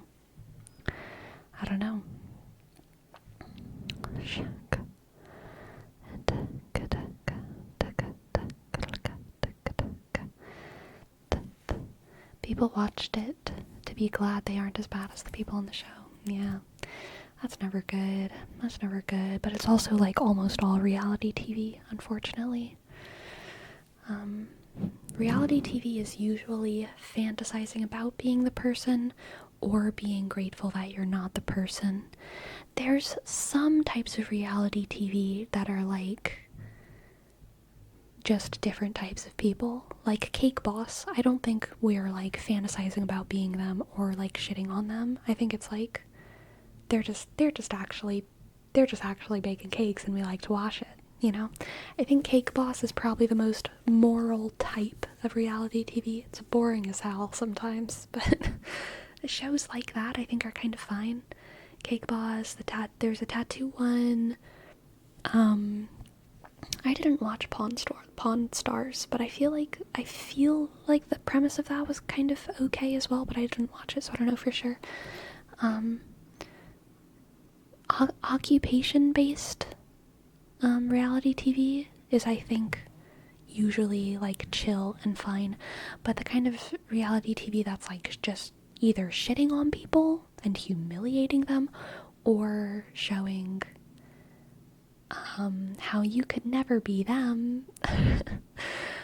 Those are both probably an unhealthy sort of... It's hard to watch a lot of that and have a healthy relationship with the show. But it's definitely successful. Both types.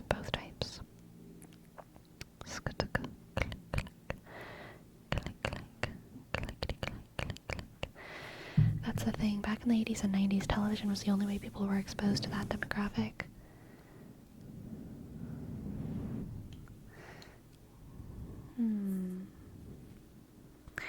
Like, people of that demographic are, like, in the world. It's not like they're just on TV, but I understand what you're saying. But it's also, like, if you wanted to be exposed to it, you could, like, engage with those communities. They're never far away, you know? They're in your town. They probably go to your churches. They're around. The types of drama that's more common in those demographics. Now you can just go on Twitter. Now you can just go on Twitter and people will freely tell you how messed up they can be. Yeah.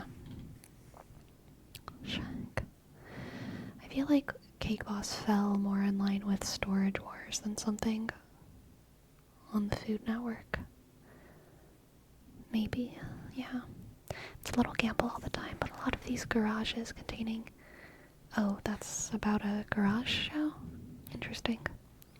The only reality show I ever got into was Deadliest Catch, and that was ages ago. I feel like Deadliest Catch kind of falls into the Cake Boss category of, like, occupation-based reality TV.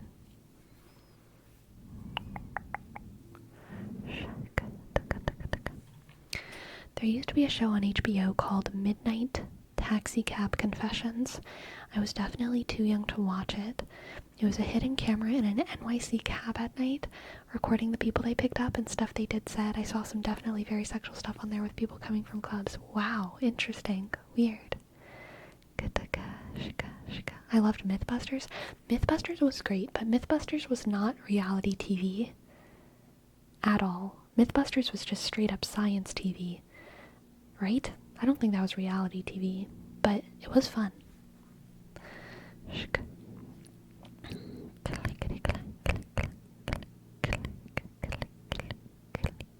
Clack.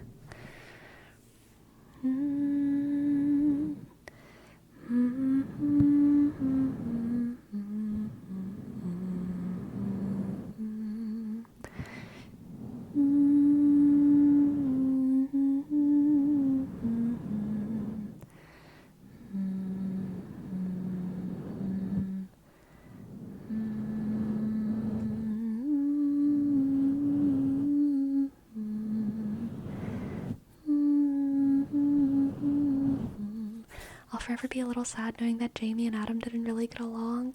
Oh my god, I didn't know that. That is so sad, Jamie.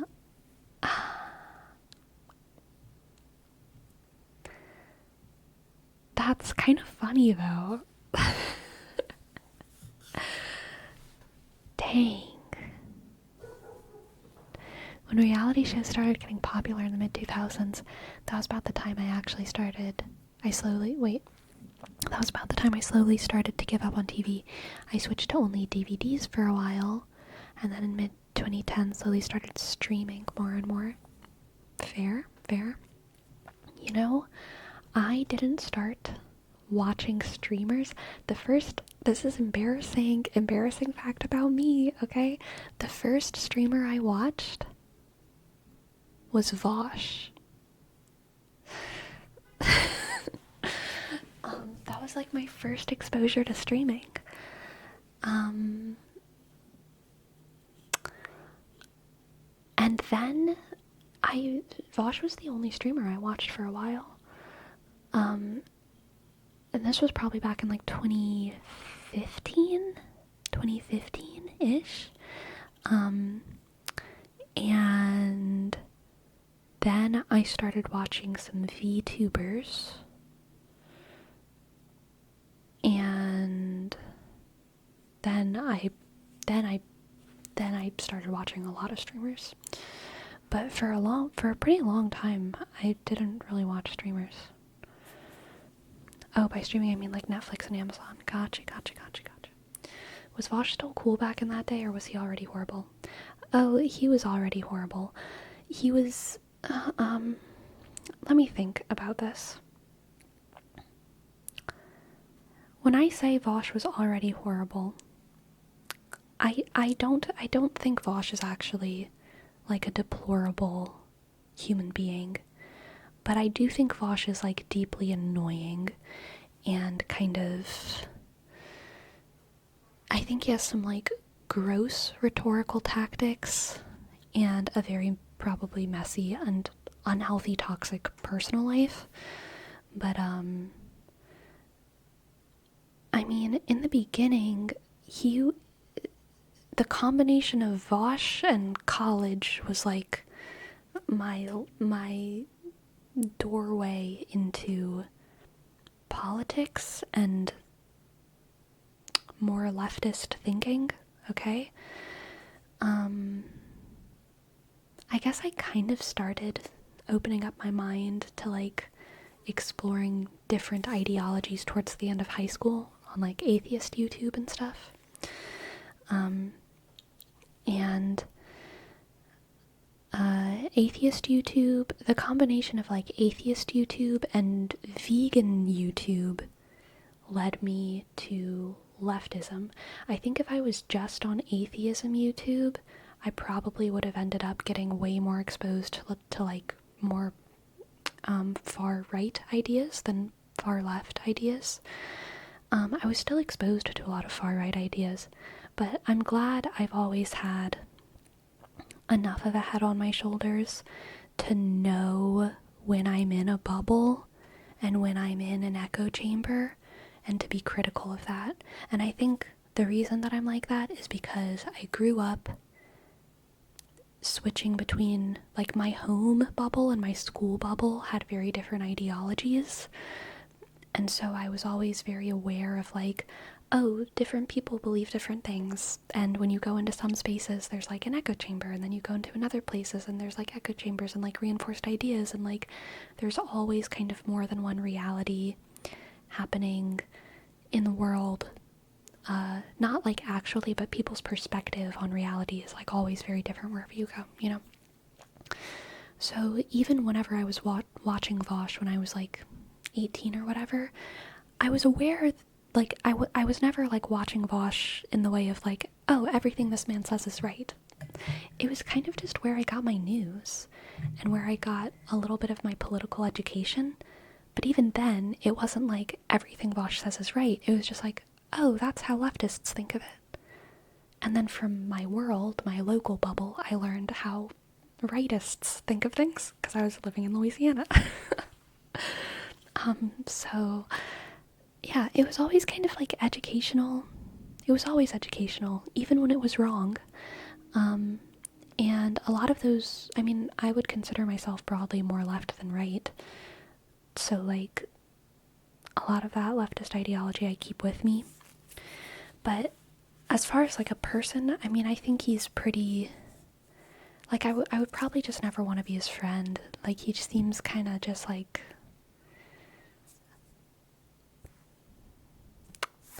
He doesn't seem like the kind of person who I would want to be friends with. And I think he has some kind of gross rhetorical strategies that he uses with people. But, I don't think he's, like, a nightmare horrible person. I just think he's, like, probably... I think he's just someone who I am annoyed by often. Seems like kind of an asshole. Yeah, but, like, I think that's most people, like, to be honest. Like, or not most people, I don't know, it depends on what you mean by asshole, but I think most people are annoying in different ways, and his assholery is, like, one type of annoying,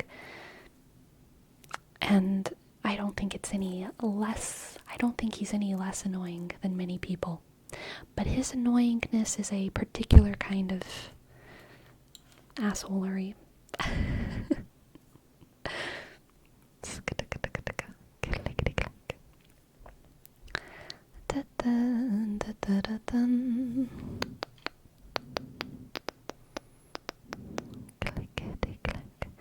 OMG, I was on Atheist YouTube. I just found old videos I made the other day and was watching them again. Nice. Just out of Catholic high school was the perfect time to dabble in atheism.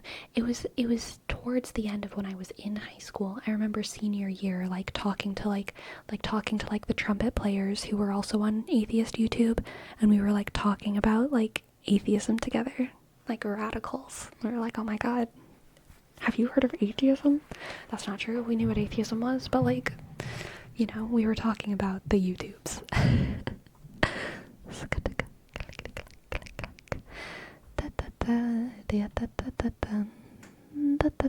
And that was also like the early video essay days, like, you know. I don't think ContraPoints started making stuff until I was in college, but definitely Lindsay Ellis was making stuff, and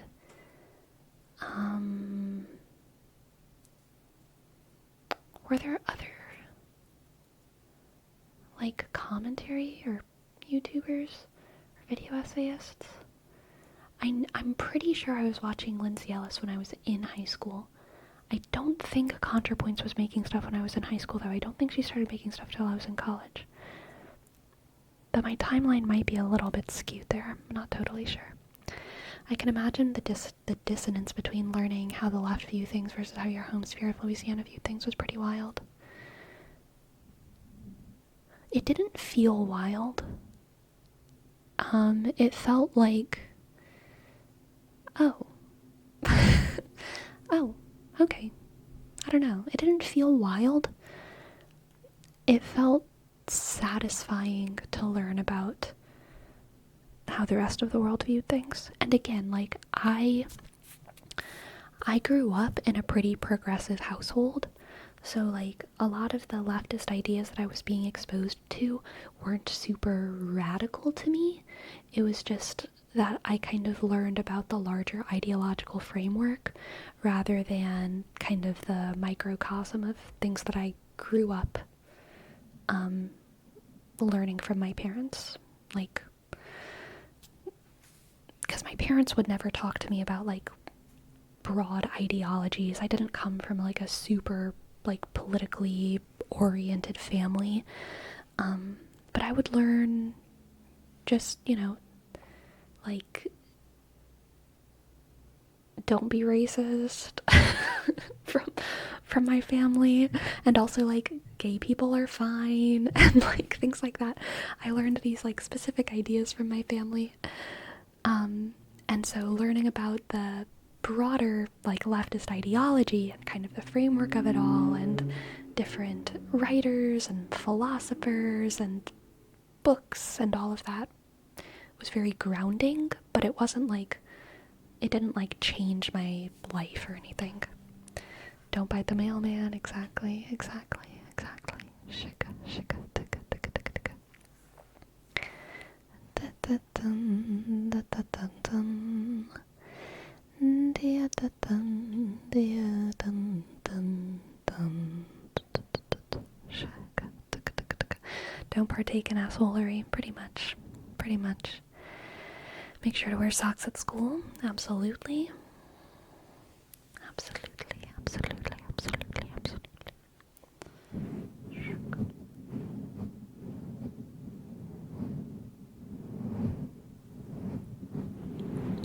I think that the big leftist streamers, the big three, Destiny and Hassan and Vosh, all cater to very different audiences. And I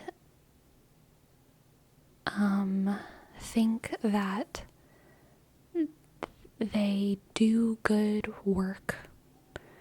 And I also think that they are all very often unpleasant. And I think that they are all wrong about various things. But I'm glad that they exist because of their audiences. I'm glad that their audiences have them because I think their audiences, Vosh's audience, if Vosh didn't exist, I feel like they would be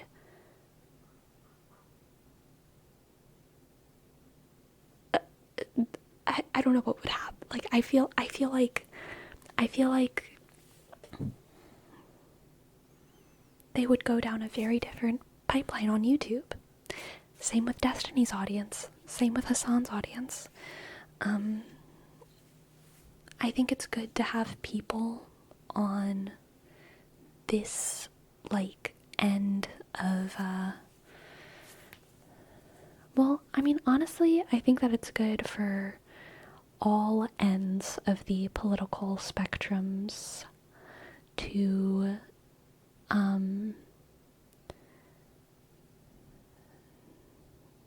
have varied representation, because I don't think it's good for any end of the political spectrum to be monsteritized, I don't think we should look at any end of the political spectrum and be like, all of the people who believe that are monsters. And I think having varied representation makes good ideas more accessible to people who have social inclinations that I don't have, or that a lot of people don't have. I don't know if that makes sense. I hope that makes sense to y'all. But people who have the kind of social inclinations as Vosh and Hassan and Destiny, I'm glad that they can satisfy their particular kind of social engagement with those streamers rather than other people who have that kind of social performance. I hope that makes sense. It makes sense in my head. I don't know if I said it okay, though. And realistically, neither side is a monolith. Exactly. So having a varied group of people is good to highlight the different aspects. Yeah. Yeah. I agree.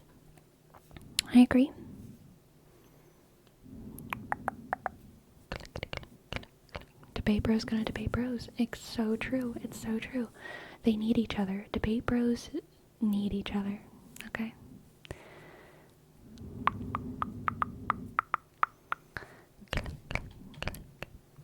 I watch Hassan here and there. He's probably the most tolerable of all three. Bosch I've never watched, and I can't stand Destiny. See, I'm the opposite, High on Ramens. I can't stand Hassan.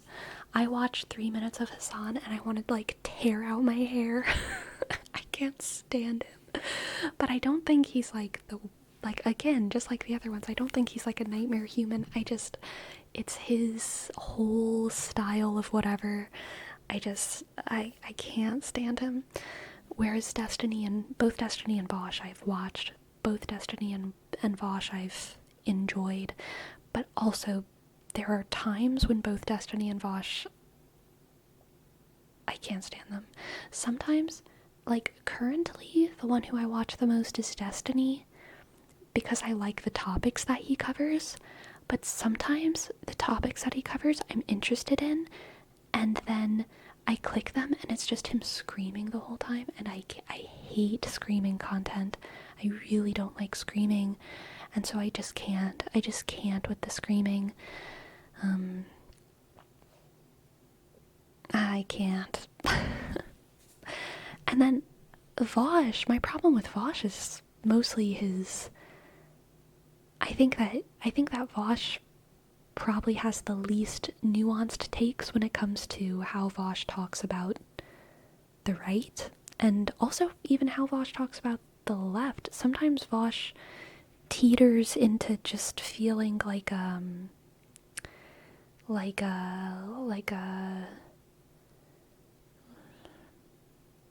he's just trying to spread an idea without, like, no, not a contrarian. He feels like no matter what the truth is, he's trying to make the left seem perfect and make the right seem like they're all like idiots, you know? And I don't like that. I like a good nuanced take. As someone who comes, again, from Louisiana, I know not all people on the right are idiots. I know not all people on the right hate America. I know not all people on the right are trying to do bad things. Like, I know a lot of people, there's a lot of, like, specific things where, like, you know, I get it. I don't think... whatever. But, like, yeah, sometimes it seems like Vosh is oversimplifying things, even though he's smart enough to know that it's more nuanced than what he's saying. Oh, like always is biased? Yeah, something like that. Yeah.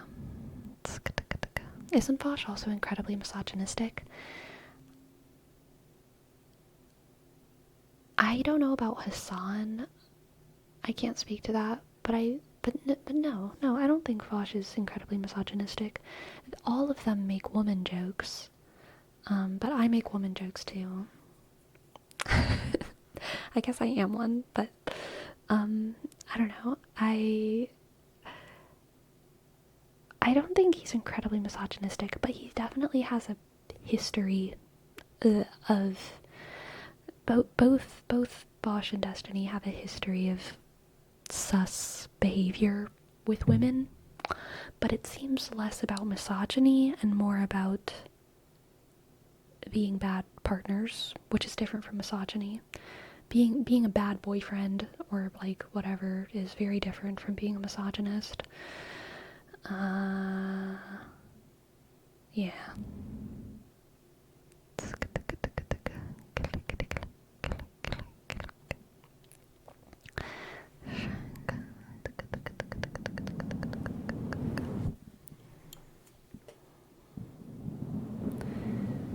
I used to like Lacey Green before she turned right wing. You're like sparking very old memories in my brain, but I don't remember really who that is.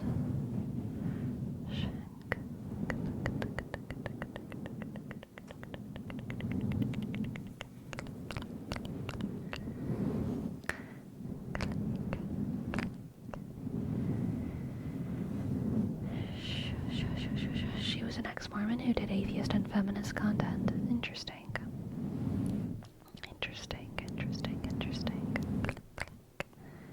Click, clack, click, clack, click, clack, click, clack, click, clack, click, clack, click, clack, click, clack, click, clack, click, clack.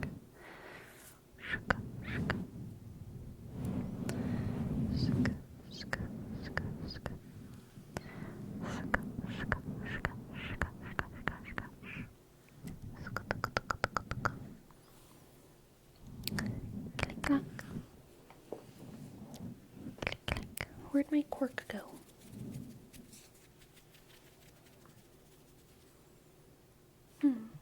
I found it. Oh my gosh, I'm about to drop a whole tarot deck.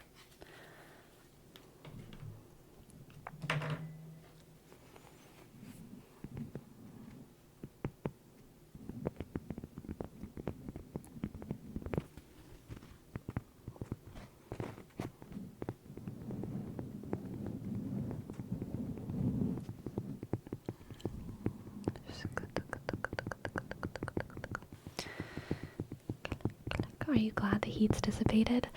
Yeah, I am. It's definitely not cool, but it's not crazy hot.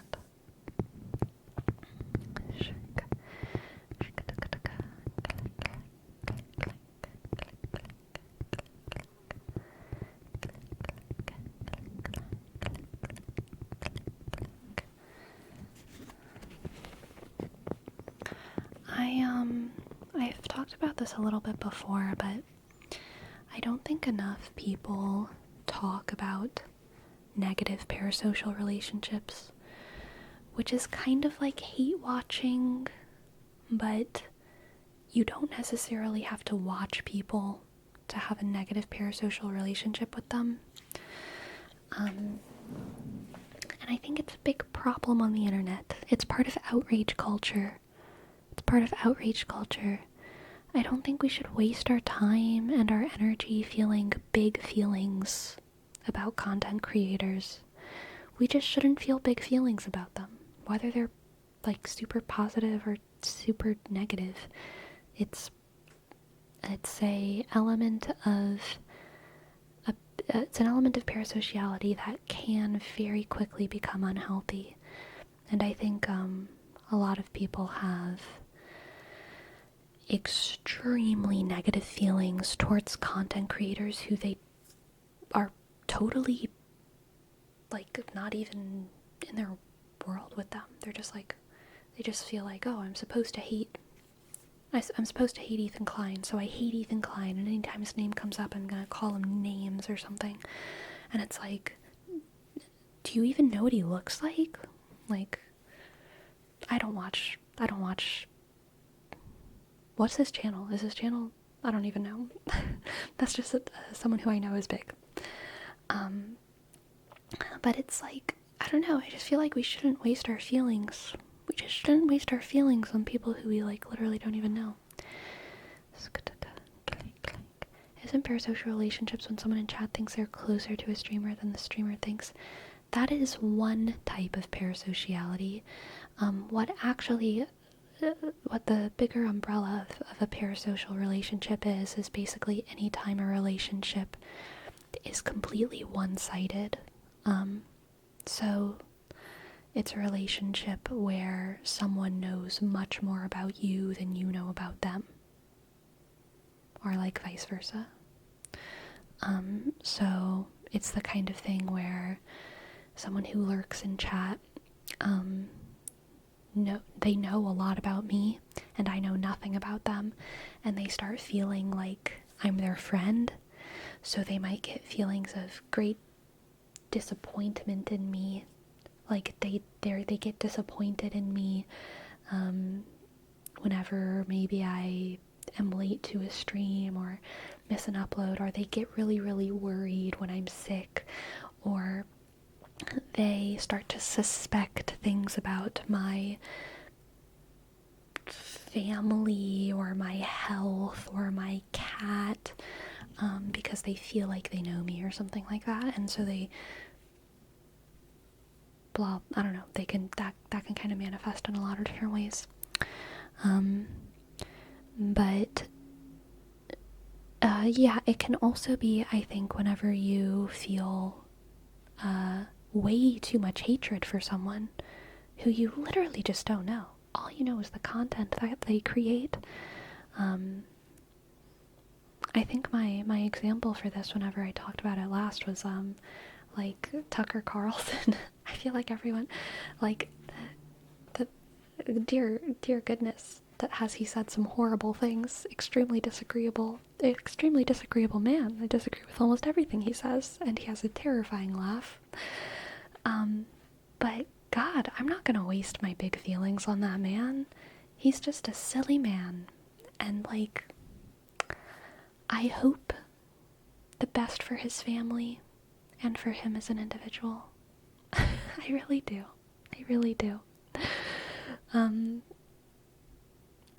And like, I feel like whenever people have such a desire to hate people who they don't know, or a desire to love people that they don't know, I just feel like it's a waste of your feelings. I feel like it's a perversion of your feelings. And I think it's bad. I think it stops you from being able to, like, think critically about different people and their ideas and their circumstances and stuff.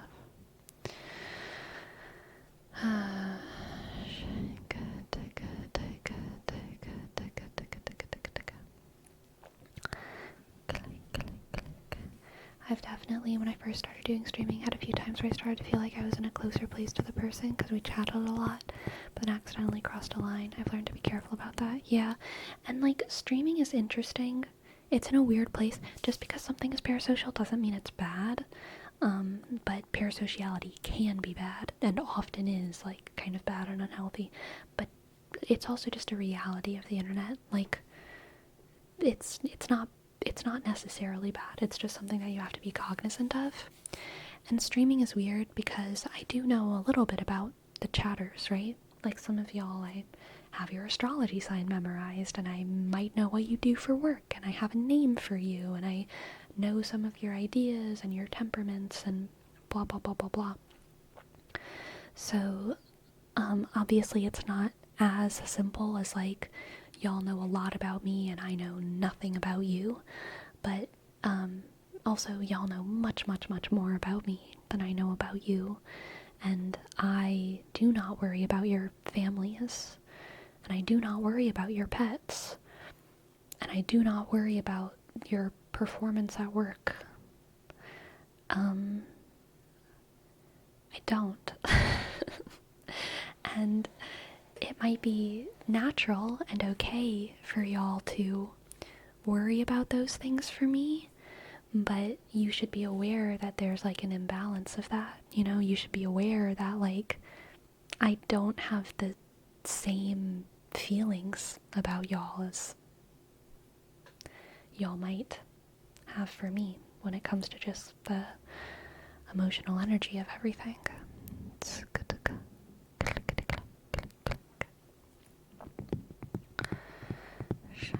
There's a couple times I accidentally partially doxed someone because I saw something or made a connection and I totally didn't think of it as that and randomly mentioned it in chat.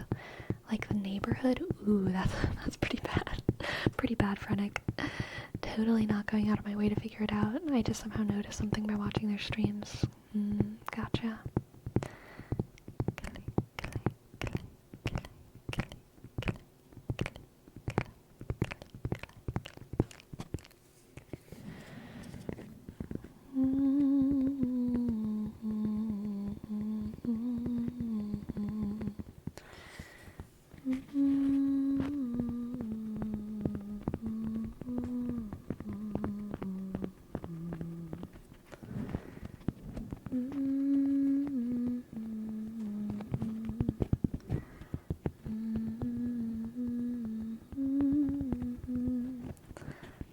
Sleepy, if I can't worry about your MMR, what else am I supposed to do for the next 48 hours?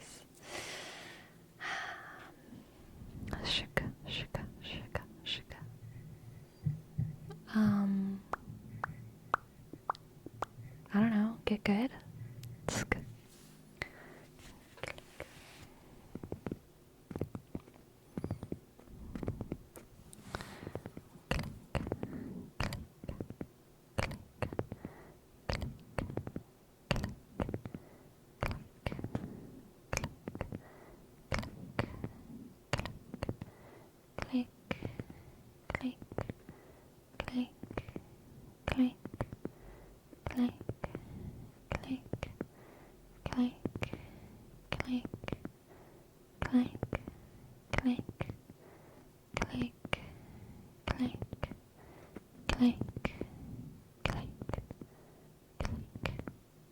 Oh my god, I totally forgot about my break, Jose.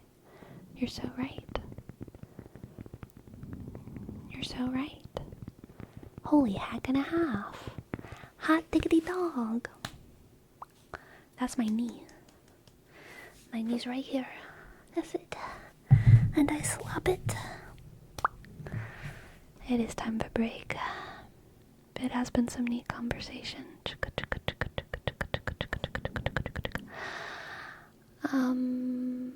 I will be back in 5-ish minutes for more tingles.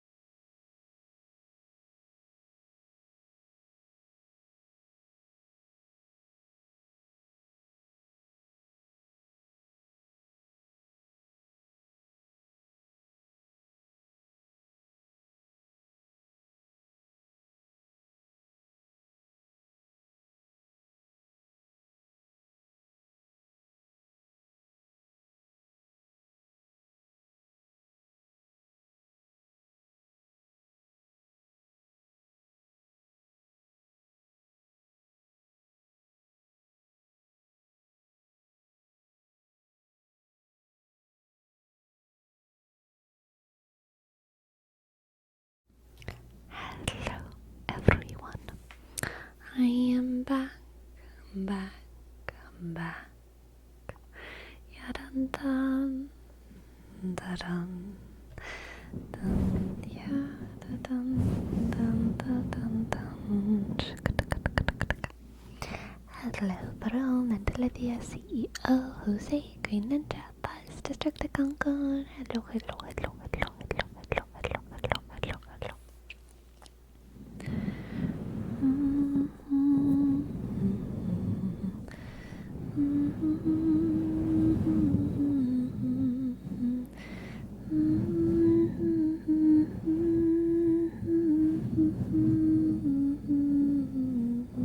How's the fly doing?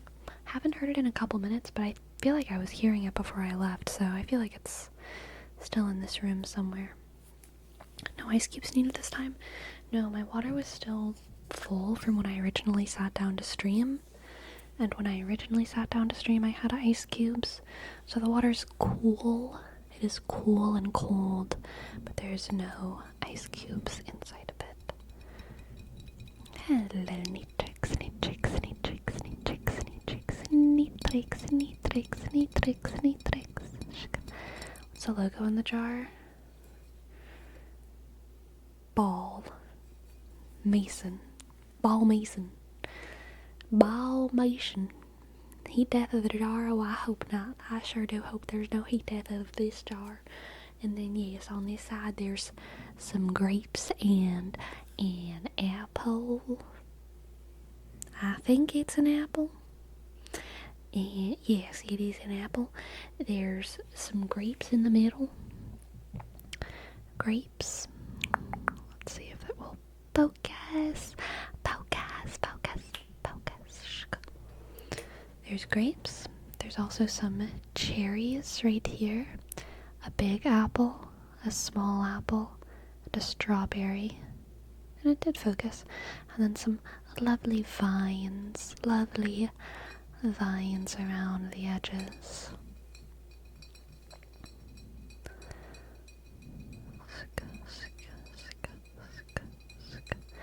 Is this your natural southern accent? No, it is not. This is a little bit more of an accent that I would hear a little bit east of me, I think. A little bit more Alabama.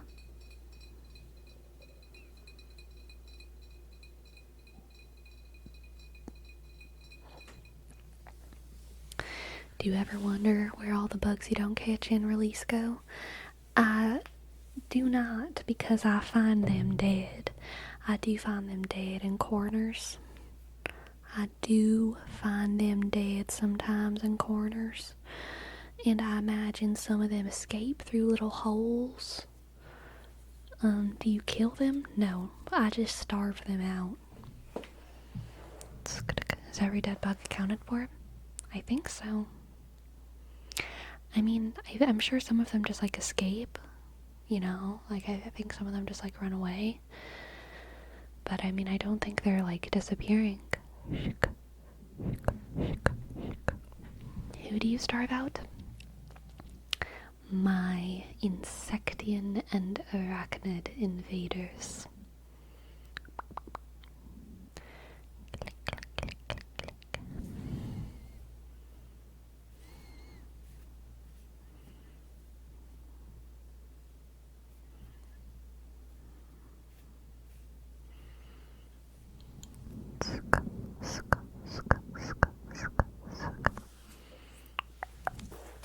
Sleepy prefers bug sieges instead of pitched battles.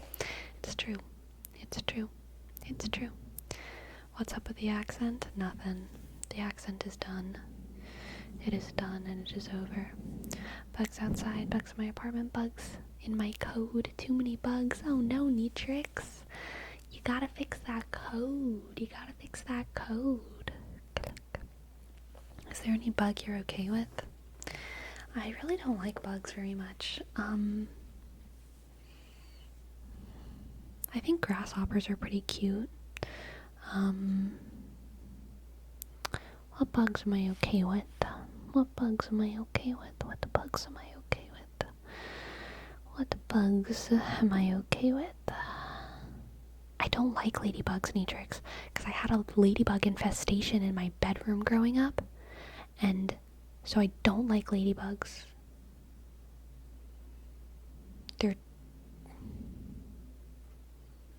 They're dumb. They're so dumb, they're creepy.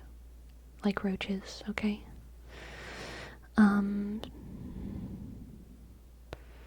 I think they're cute, though. Like, they're cute, but I don't like them. I like them in cartoons. Really? Yes. Butterflies? I do like butterflies. Butterflies are nice. And caterpillars. I like caterpillars. I like caterpillars and I like butterflies. I also really like worms. Like earthworms. Not other worms. Most worms? Probably not. But earthworms? I love earthworms. I hate slugs and snails. I like slugs and snails.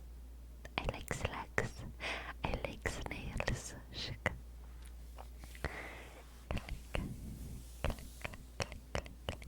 I like bees. I like bees, the little bees, the little cute bees, the little cute bees, cute bees. Bees are great. Yeah, I love bees.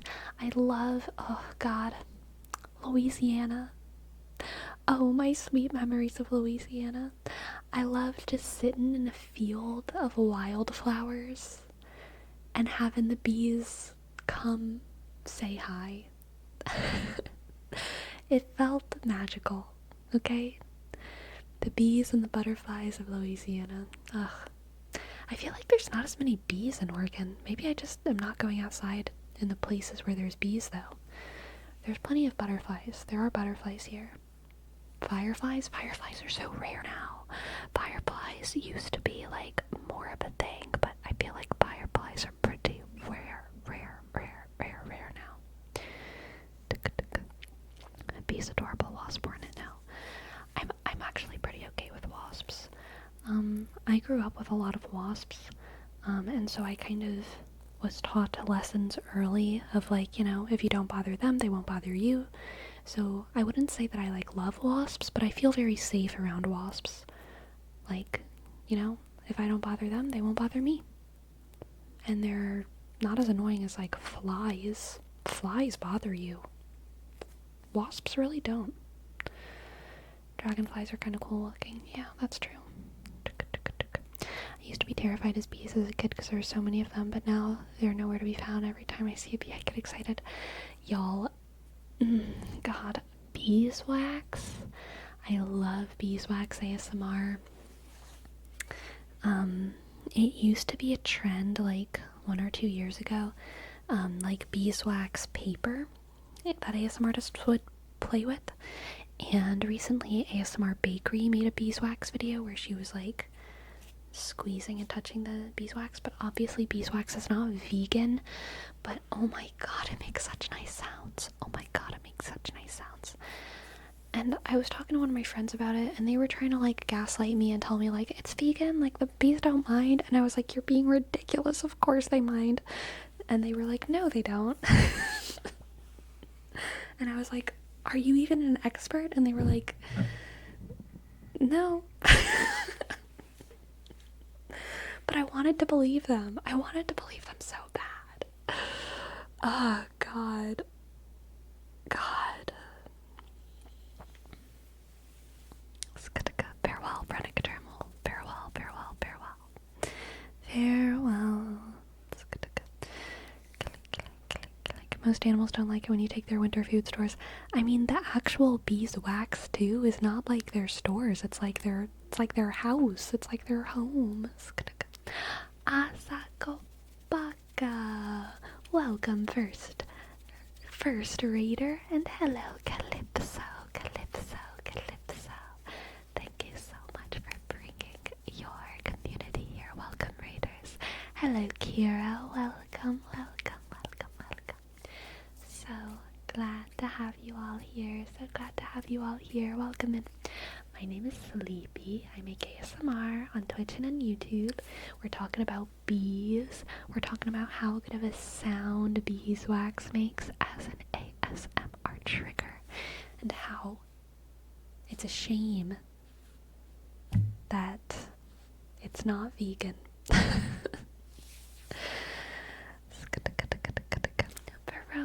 thank you for gifting a sub to Calypso. Calypso, thank you, thank you, thank you. Click, click, click. C-A-L-Y-S-K-P-S-K-H,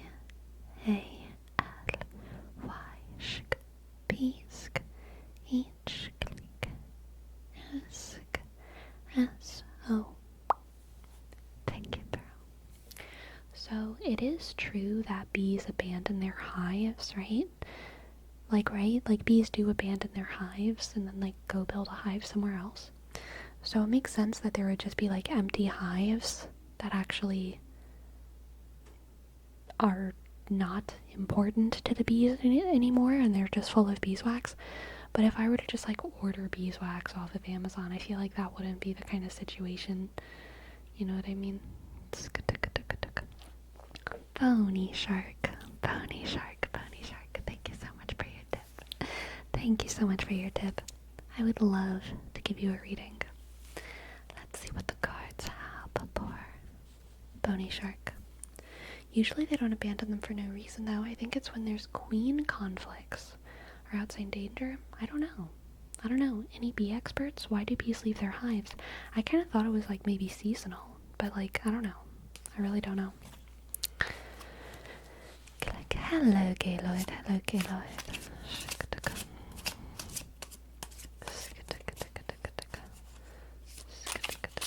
Do bees migrate? Yeah, they do naturally migrate. I'm almost positive. But I don't know under what conditions exactly. Like, there's a hair somewhere between my glasses and my face. Can y'all see it? A little bit. What a bother this hair was to me. I don't think y'all can see it at all, but it exists in my hand. Now it is gone.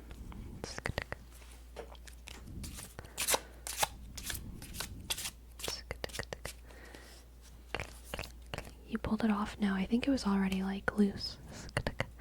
Farewell, Calypso. Thank you so much for bringing your community here. Thank you, thank you, thank you, thank you.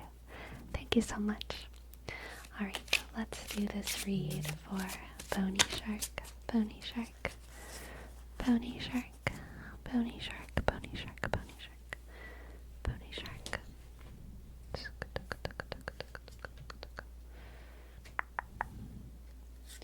We have the Hermit, the Two of Wands, the Hermit, the Two of Wands, and the Eight of Cups. Ooh, okay. This is going off on a new journey. Pony Shark, and really taking time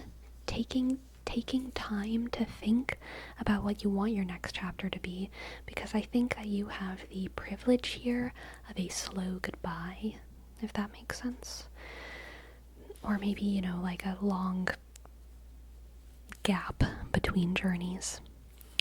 Pulled a bee card too. Oh my god, it's so true. The Two of Wands is a bee. You're right. But yeah, this reading is encouraging you to take your time to fantasize about your future rather than just like jumping into the next thing. Really allow yourself to introspect and fantasize as you leave your current world behind, whatever that means. Maybe you're moving, maybe you're exiting a relationship, exiting a job, graduating, something like that. As you're leaving, take that time to fantasize, consider, deliberate, introspect on what your desires are, what your ambitions are, so that you can choose your future, because you're not just choosing tomorrow, you're choosing a path. You are a process, not an entity, and every single thing you do changes the process that you are. Every single thing that you do turns you into a process that is oriented towards something different, right? So really, really think about what you want to orient yourself towards, okay? I'm gonna pull an oracle card for you as well. Oracle card for Bony Shark. Bony. Phony Bony. The snail and the huckleberry. The snail and the huckleberry. Trust in the invisible. Trust in the invisible. Shuk, shuk, shuk, shuk. Trust in the invisible.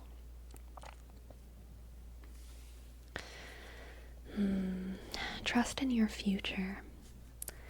Trust in that your choices are always leading towards something. Again, it's never just about choosing tomorrow. It's never about choosing what you want to be. It's about choosing how you want to be. The process, not the entity. The process, not the entity.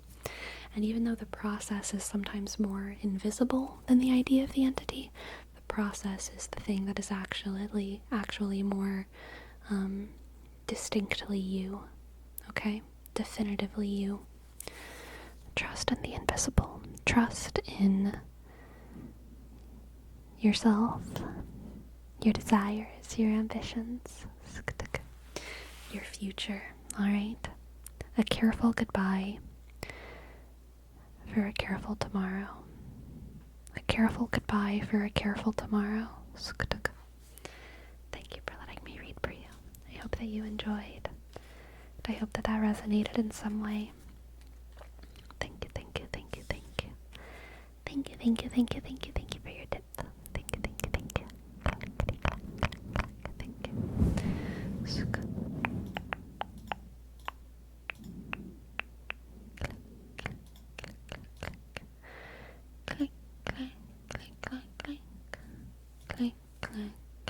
Clink.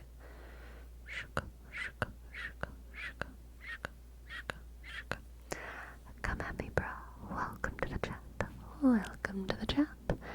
Welcome.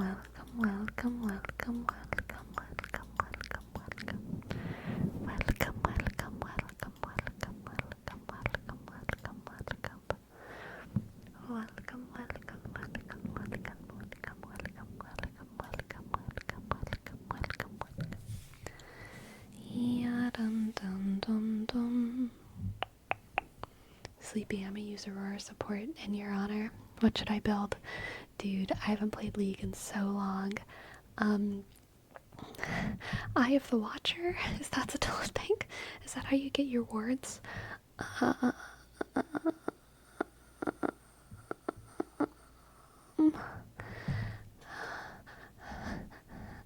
Abyssal Scepter? What's a League of Legends item? Rod of Ages? I don't think that's a support item though. Garailei's Mandate. Yeah. Do what Jamie says. Supports have a scroll thing now? Dude, lame. What? We have to read?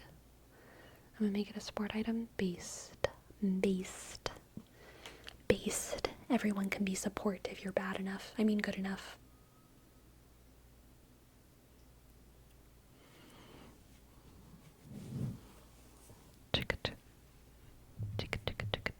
When's the last time you played? I don't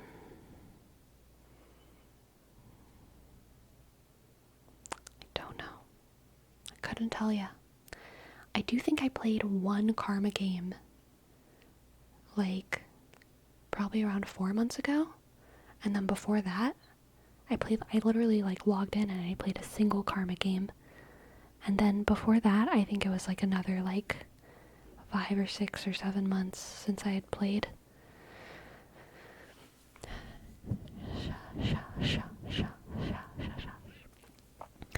All I know about League is based on Arcane. Dude, I want Arcane Season 2 to come out. I want Arcane Season 2 to come out so bad. When is that gonna happen? Hurricane 2 is in like 2 months. Okay, that's exciting. That's exciting. That's exciting. I think it's already announced, so if I saw a poster, nice. Oh my gosh, I was thinking about Wicked. I really hope the Wicked movie is good, but I feel like it's not gonna be. But I really want it to be good. I really want the Wicked movie to be good.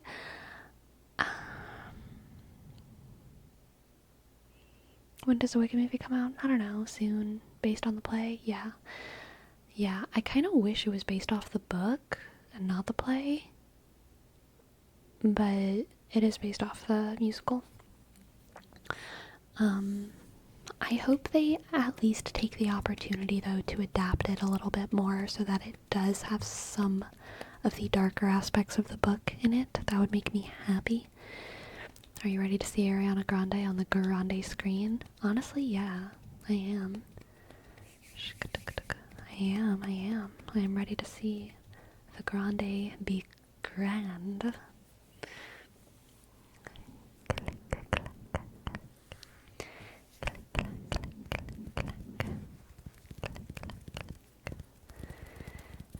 Something has changed within me. Something is not the same. I'm through with playing by the rules of someone else's game. Too late for second guessing. Too late to go back to sleep. It's time to trust my instincts. Close my eyes and leave. I can't wait. I can't wait. I'm at the very least, I know, just like with Percy Jackson, I know even if it's not good, I'm at the very least gonna get a new Wicked soundtrack sung by a new cast that I get to listen to. And it's good, like, all of them have fantastic voices. And it's gonna be beautiful to listen to. It might not be better than, like, you know, the original Broadway cast that I've been listening to for a million years. The performance that I listened to live, oh my god, I wish they could record every cast ever that does Wicked, because I loved the on tour cast and the way that they performed some of the songs, and I wish I could have a recording of that. But I mean, yeah, it's always exciting to just have a new soundtrack, a new extremely qualified cast singing songs that I love. So at the very least, I'm gonna get that out of it. And I hope the actual movie is good. The biggest, like, aesthetic right now in Hollywood and in Disney is kind of this, like, hyper saturated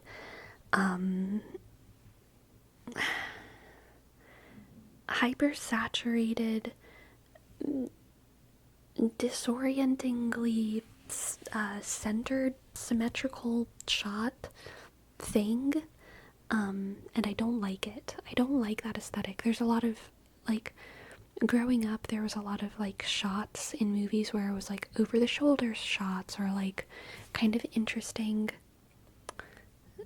shots of, like, what's it called? Unevenness. But I feel like what's in Hollywood right now is, like, the most important person is in the middle, or there's two people and they're side by side. I don't know. There's, like, a symmetricality that's, like, very in, and it's all very colorful. And I don't like it. It feels a little bit like Alice in Wonderland-y to me. And blame Wes Anderson. Yeah. It is Wes Anderson-y, but Wes Anderson did it in a way that didn't annoy me as much. But it is Wes Anderson-y. You're totally right. You're totally right. The static cinematography, right? Yeah, maybe. But I don't like it as much, which is just, I don't think it's, like, worse. I think it's just, like, an aesthetic preference that I have, for not that. And I can tell based on the trailers that I think Wicked is going to be kind of like that. So I'm not looking forward to that, but I think it still has a lot of potential to be good. It automatically earns brownie points for nostalgia. Yes, yes. Exactly. You don't think they make new songs? No, no, I doubt it. There's kind of a tradition for whenever musicals get adapted to the big screen to have one new song. I highly doubt they would do any more than that, and they might not even do that. I don't know if that tradition, how strictly that tradition is upheld. I just know that for a lot of old musicals, there's kind of a tradition of like, when it gets adapted to the screen, they'll add one new song. I think when West does it, it adds to the whimsy, but if overused and not used to show power imbalances or interesting dynamics, it gets stale. Yeah, it totally gets stale. It gets stale, and it feels like, why is this happening? I feel like you're just trying to like, it takes me out of the immersion, because it makes me feel like I'm watching like a series of paintings rather than like being immersed, which whenever I watch cinema, I like to be immersed. I feel like that kind of style of cinematography is not applied to TV shows as much, which is honestly part of why I like TV shows more than a lot of new movies, is because it's just less obnoxious to look at. Because it's lower budget, but that actually makes it like more pleasant to me because it's not so like in my face all the time. That's so weird. I thought you weren't live anymore because my PC didn't show you as live. Whoa. Crazy. I just like it when directors can convey meaning with the shot and no dialogue. Yeah. Yeah.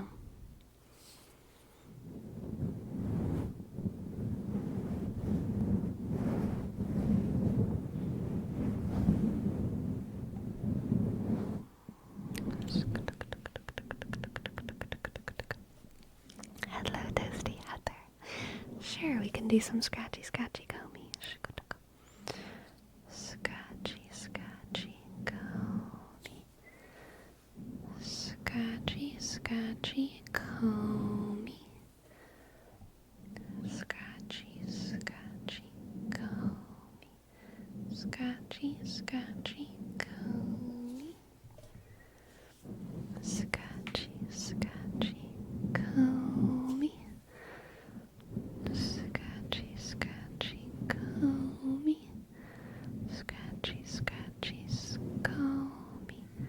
Scratchy comey. Scratchy comey. Scratchy comey. Scratchy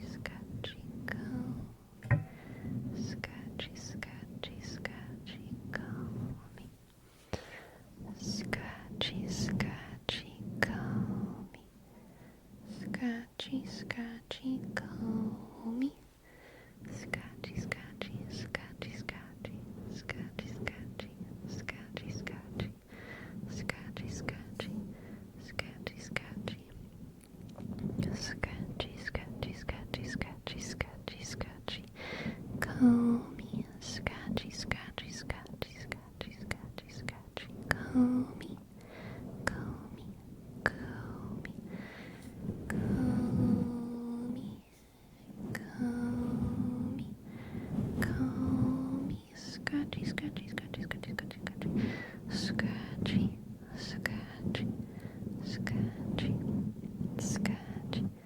Scratchy comey. Comey. Scratchy. Scratchy comey. Scratchy comey.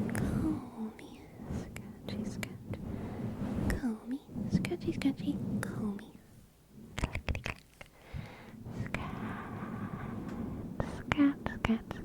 Scratch.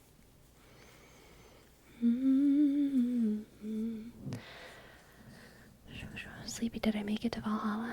Probably. I meant probably. I said probby. Probby. Shka. Probby. She said a wrong word. It's the dementia.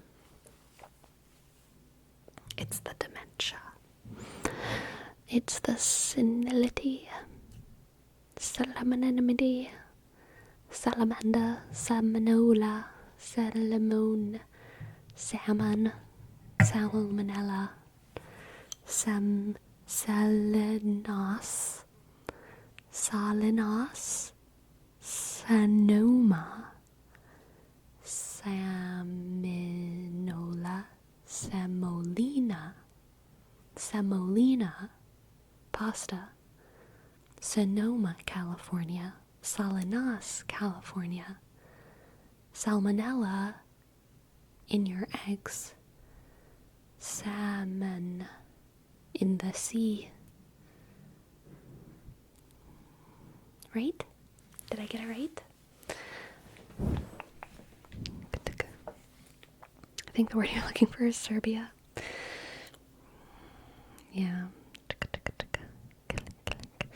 Getting to semolina is always a ritual. It really is. I really have to search for semolina.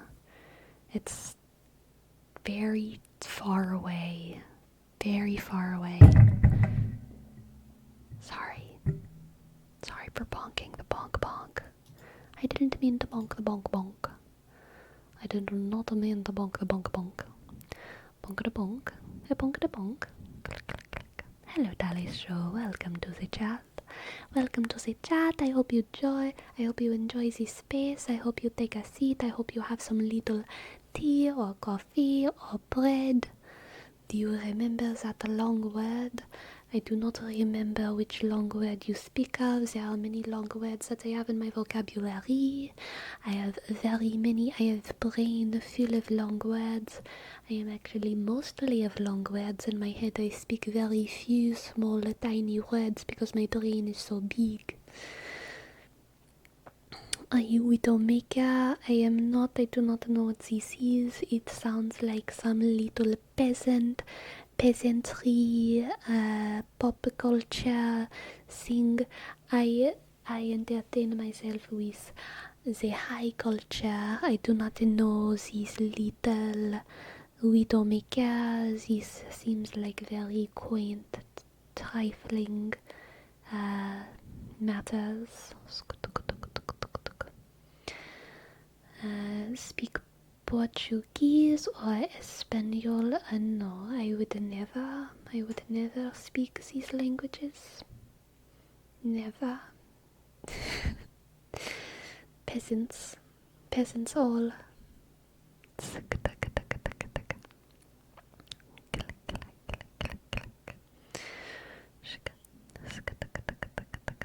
As a Frenchman, I am highly offended. That is very Frenchman of you.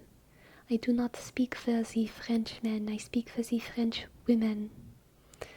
I am not here for your little Frenchmanisms.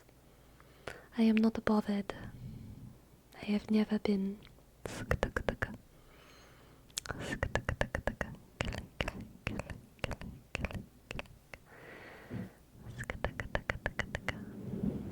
She is now French-splaining. Well, we must French-splain, or else how is the world going to learn all of our French ideas? We have very important French ideas. Have you seen our art? Have you seen our cinema, our film? Have you seen our great contributions to the world? We must explain. This is why we write books. This is why we have philosophy. This is why we make such grand exhibitions of our talent, our skill. This is very important to us French because other places could benefit from our wisdom. You see. How do you feel about Marie Antoinette? There is so much negative propaganda. She never said this, let them eat cake. She never said such thing. She was abused for very much of her life. She was unjustly tried in unfair court court. in the revolution did her very nasty with the history. She was propaganda. She was a young, complicated queen politician.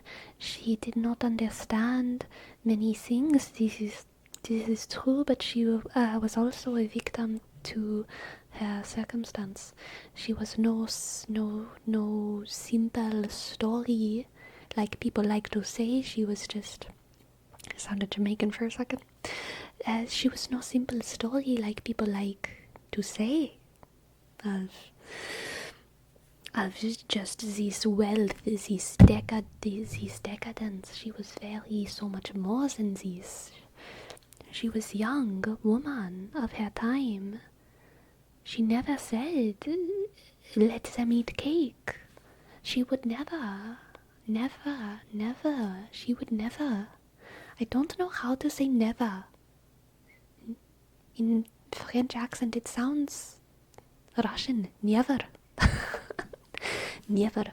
When I say never, I turn into Russian. Click. Never Russian. Never turns into Russian. She's called switching. I do. It is because I am the actress extraordinaire from Paris. I can do many skills with me voice. Except for never. Yes, I do struggle with this word. I need to speak to my acting coach with this never word. I need to speak to her.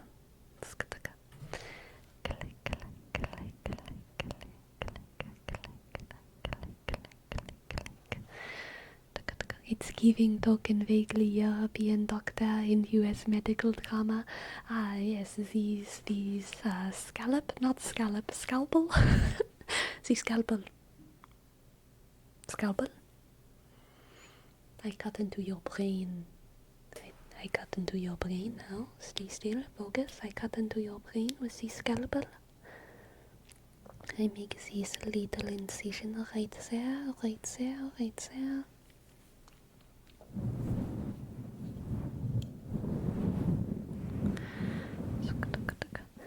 5 bowls of boiling oil. That's what you want, Dolly Joel. 5 bowls of boiling oil. 5 bowls of boiling oil. 5 bowls of boiling oil.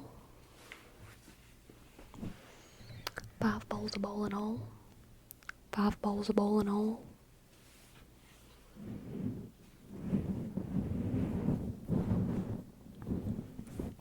5 bowls of boiling oil. 5 bowls of boiling oil. 5 bowls of boiling oil. 5 bowls of boiling oil. 5 bowls of boiling oil. Hello, Rekin. Ayatate, welcome. 5 bowls of boiling oil. 5 bowls of boiling oil. 5 bowls of boiling oil. Aaron earned an iron urn in a Baltimore accent? I don't know if I could do that. I can't do a Baltimore accent. Like, I don't even know what it sounds like. I don't even know what a Baltimore accent sounds like. I'm so sorry. Aaron earned an iron urn? I don't know. Aaron earned an iron urn? Is that what it's supposed to sound like? Earned an iron urn? Earned an iron urn? Earned an iron urn? Earned an iron urn? Earned an iron urn? I feel like I'm making the sound of a little banjo.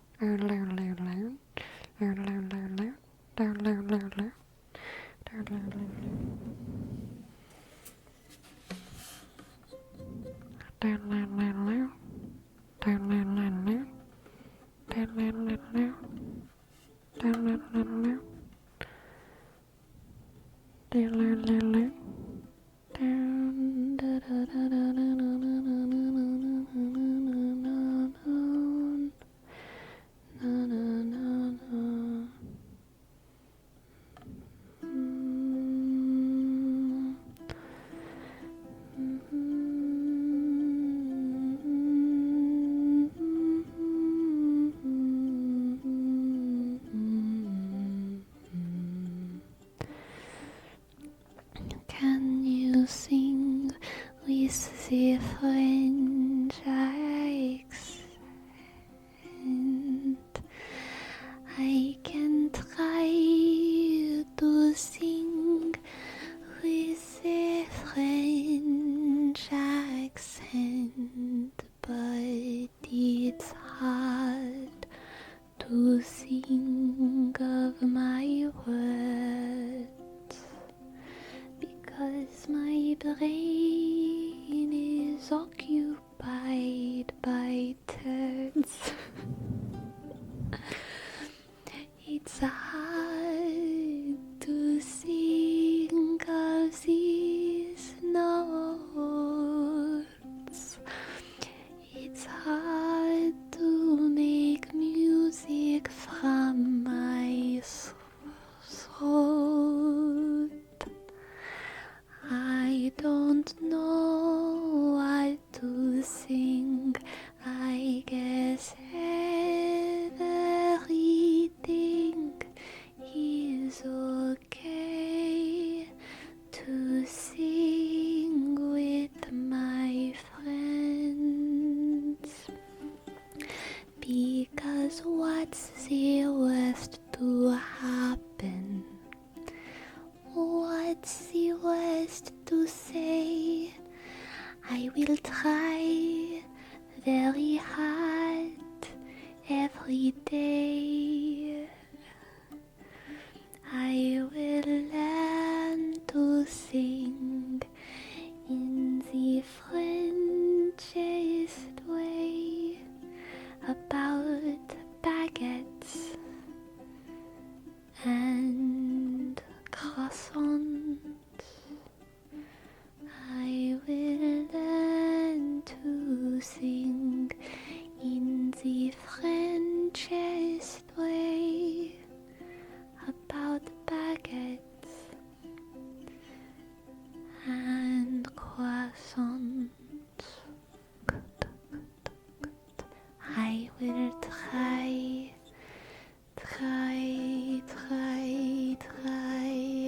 every day. I will try till I fly away to the stars. I will pray in the Frenchest of ways. Oh mon cœur, my God, my love, mi amour. I am a girl of culture.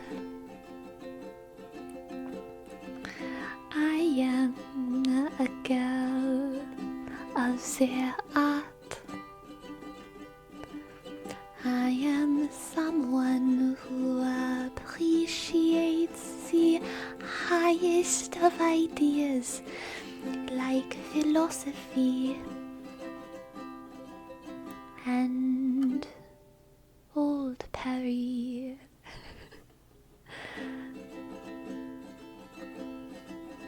Oh, my country that I love, but not too much, because patriotism is cringe in Europe. It's like not that important. I may be French, but first I am an appreciator of the international human race. I am a Renaissance woman. Sometimes I smoke a wee cigarette. I watch the silent movies about love, about death, about very vague avant-garde ideas. What does it mean? What do you think? What do you think this movie means. This is my favorite discussion to have. What do you think this movie means? It could mean so many things. Oh, it could be very broad in meaning, very broad. It could be about the search for the soul. It could be about the point of protest, even though futile. It could be about the heat death of the universe. It could be about Russia. It could be about how sometimes even people from other countries make good art too, even though it's not in French. It could be about that even. It is very radical idea, very radical indeed. This theater show I see when they had people from speaking other languages, and it was shockingly good. I am international. You sound like you have a German accent. I do. It is because I am so international.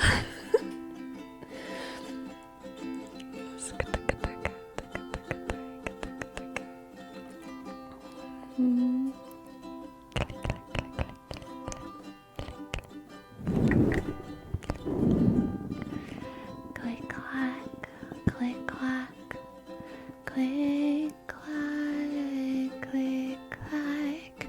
For Dolly Joel, we have a word wrap for Ayatau. Ayatu, Reikin, Reikin. Ayatu, Reikin, Rakin. Ayatu, Reikin, Reikin. Ayatu, Reikin, Reikin. Ayatu, Reikin. Ayatu, Reikin, Reikin, Reikin, Reikin. Reikin, Reikin, Reikin. Ayatu, Ayatu, Ayatu, Ayatu.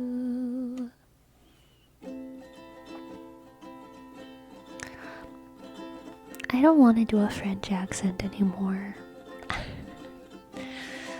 Because I'm losing my mind. I feel like I'm turning German and Scottish and Russian all at the same time, and I don't know who I am anymore. It's waking up all the voices inside of me. They all have different accents and they speak over one another. You've been my company lately, on or offline. I work in streams in the free time. Oh my goodness, thank you so much, Lonely Feeling. That's so kind of you. Hello, EP. You've been my company lately, on or offline. I enjoy watching your videos while I work and your streams in my free time. I want to thank you very much for being such a nice person. You're really a different kind of human being. Best regards from Brazil. Aww, Lonely Feeling. Thank you. Thank you. Thank you, Lonely Feeling. Lonely Feeling. Lonely Feeling. Come to Brazil? Sure. Why not? I'll go everywhere. I'll astral project.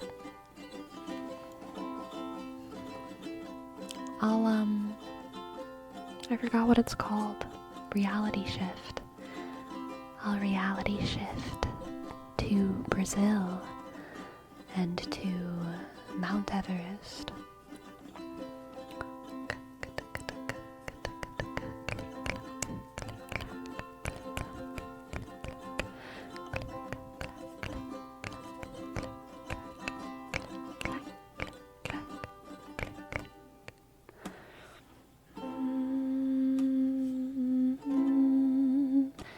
Dun, dun, dun, dun, dun.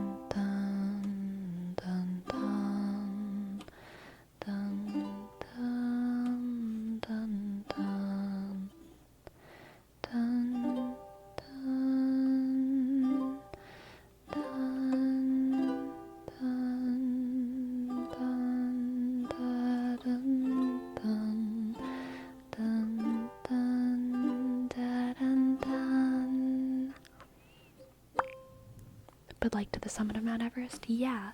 Who wants to go to the base of Mount Everest, okay? And no, I'm going to the peak. I'm going to the peak of Mount Everest. To the peak. Peak. Yeah, going to the base of Mount Everest is the least based thing, okay? You gotta climb that shit. Shika, shika, shika, shika, shika, shika. Dude, you know that one like riddle that's like, how do you get the farmer across the river who has the chicken feed and the chicken and the fox? And it's like, how do they get across the river? Here's the answer. You help them. Okay? You help them. They're a farmer. They're not gonna solve that riddle. You help them. They're thinking about the chicken and the fox. You help them.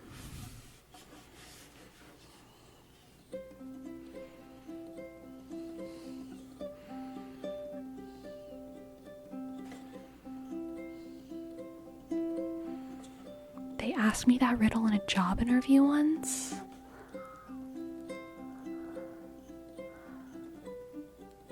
That's horrible. I'm so sorry, Squee baby. I'm so sorry. They sound evil. You're too good for them. You're too good for them, Squee baby.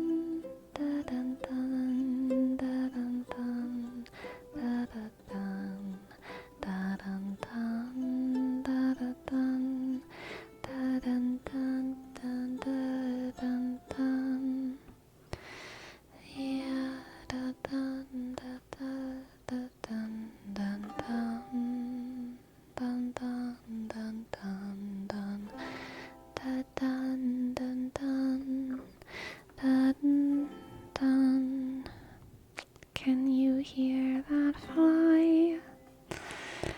I can hear that fly slowly dying. The dying go die. Starve to death. Starve to death. You darned fly.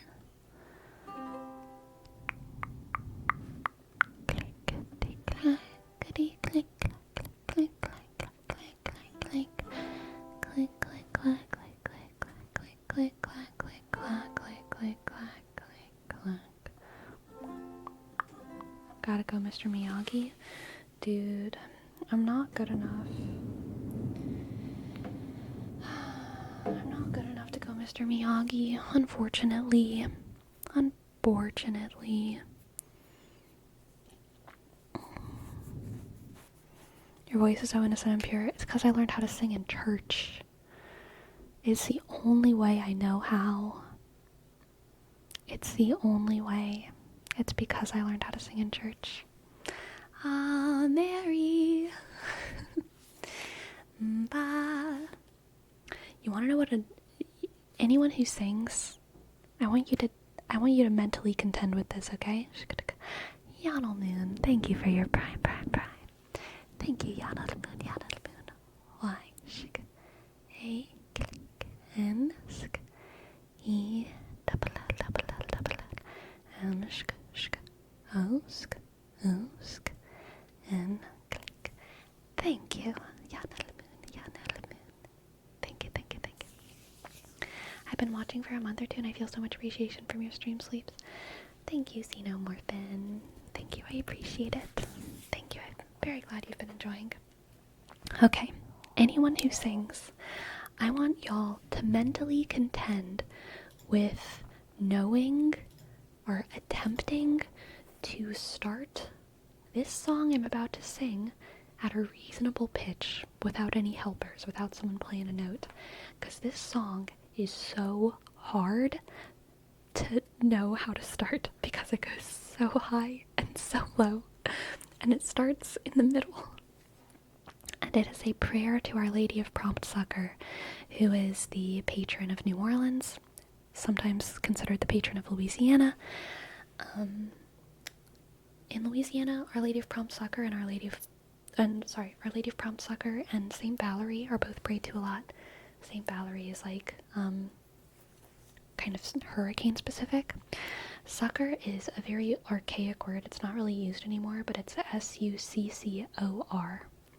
And it means help. It literally just means help or assistance. So Our Lady of Prompt Succor means like fast help. Succor.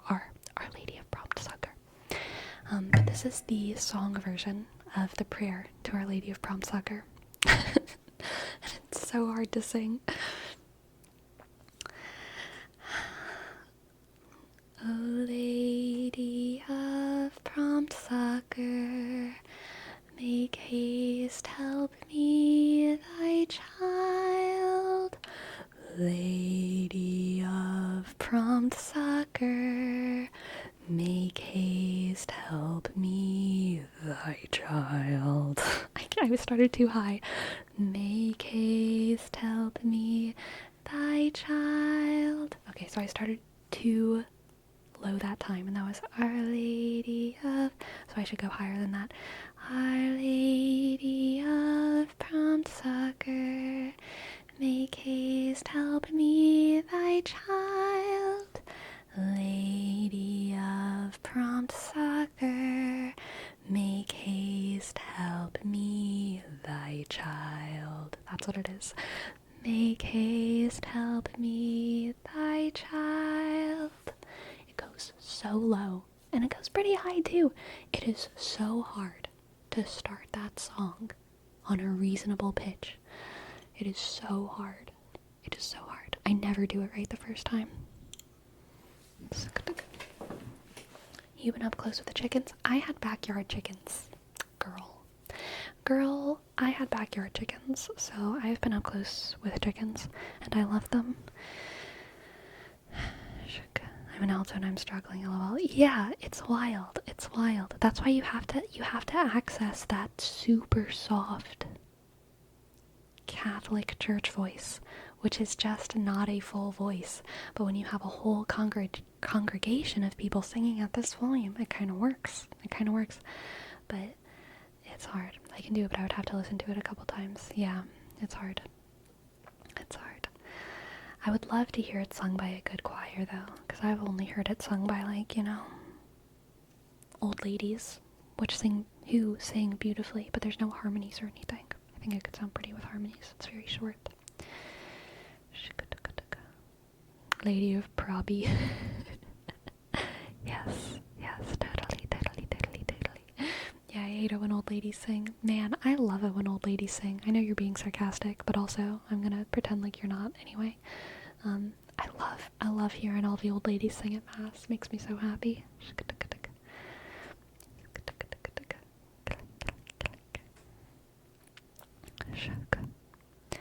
Catholic Church voice or chest voice? Head voice. At least for me.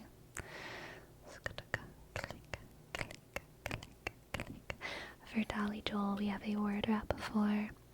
See no more pen. See no more pen. See no more pen. See no more pen. See no more pen. See no more pen. See no more pen. See no more pen. See no more pen. See no more pen. See no more pen. See no more pen. See no more pen. See no more pen. See no more pen. That said, Catholic Church head voice is for historically more Eurocentric churches and American churches. If you go to historically black Catholic churches, I mean, it sounds much more gospel, and that is chest voice, more chest voice, and it's gorgeous.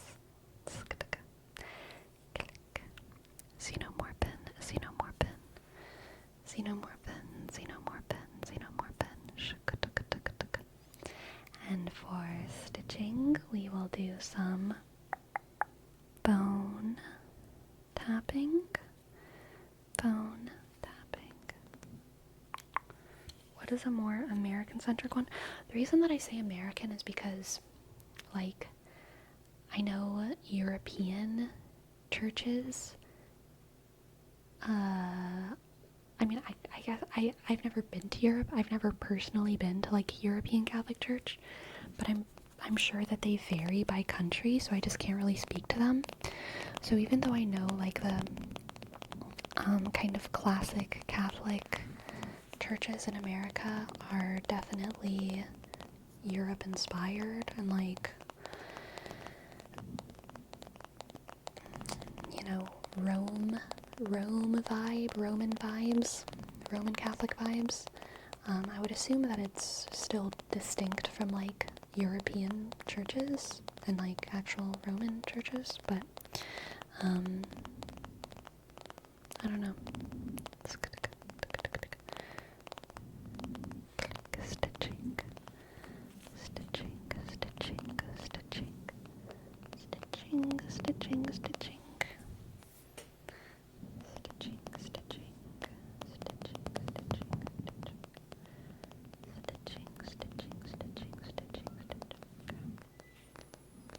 I miss when churches had bells. Some churches still do, for sure. I like the bells. I like the big bell tower. Bell tower.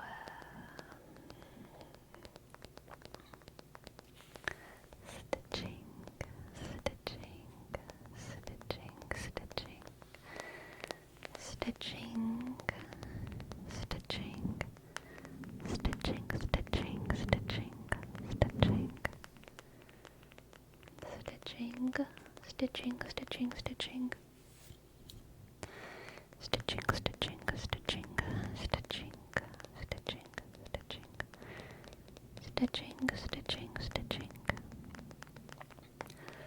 For whom the bell tolls. Do churches with bells always ring when they're about to begin the daily mass? Yeah. Yes.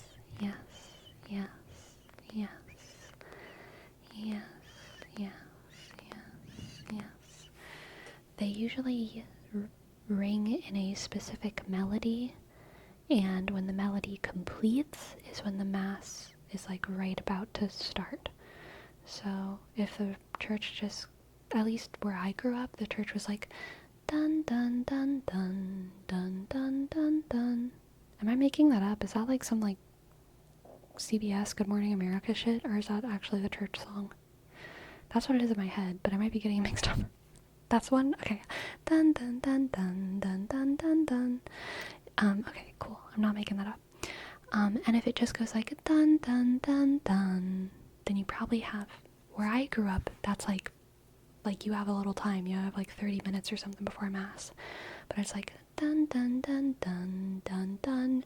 Then it's like, you know, maybe you only got 15 minutes before mass. But if it's like dun dun dun dun dun dun dun, then it's like, get going, mass about to start. And if it's like dun dun dun dun dun dun dun dun, then it's like mass is starting now. Mass is starting right now. They usually only do all alliterations for, like, Sunday mass, though. For daily mass, they're not gonna, like, light up the town with all that music. Also because, like, daily mass is usually very early.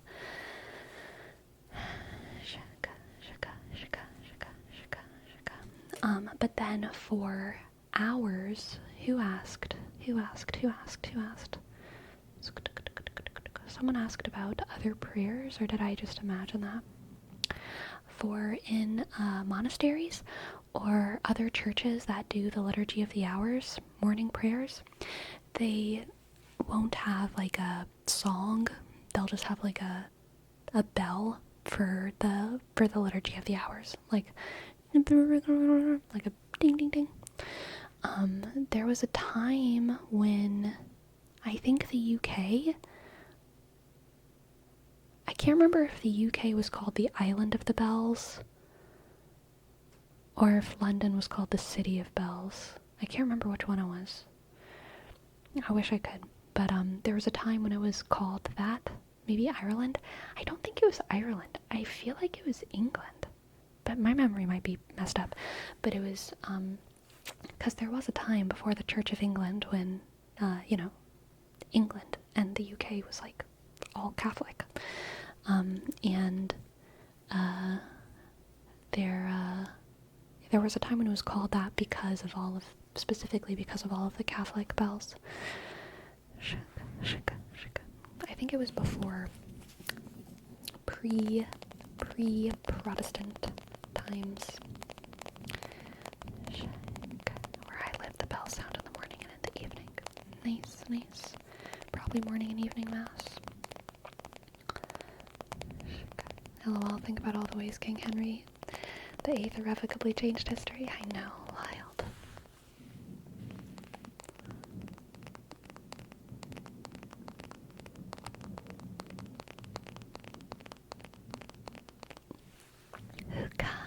Hukan, thank you.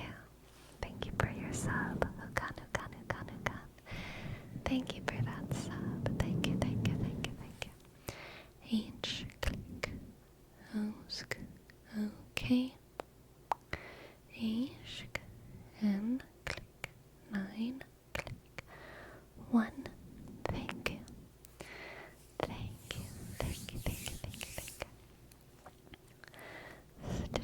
Stitching. Ooh, thank you from what I found. At home and abroad, England was called the Ringing Island. Bells had long been a part of the English oral landscape. Nice. I like it. Good.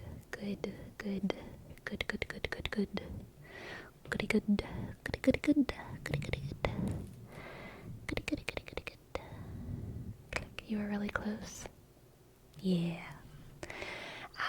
As with most of my knowledge, it is incredibly imperfect, and is often close enough to the truth that I'm like, oh, listen to this fun thing I have to say, but far enough from the truth that I deserve to be fact-checked. Thank you for what you do. You're sleepy. You're very welcome, Mukan. You're very welcome. Click. And Angelo Ba, thank you. Thank you for your prime. Thank you. A, click, N, sk. D, click, R, sk. O, click, B, click, A, sk. R, click, 1, click. 5. Thank you, Andrew Bar. Thank you so much for your prime. And for Dominic's, here's your name trace as well. D, M, sh, N, X, click, underscore, N, sk, H, thank you. Thank you.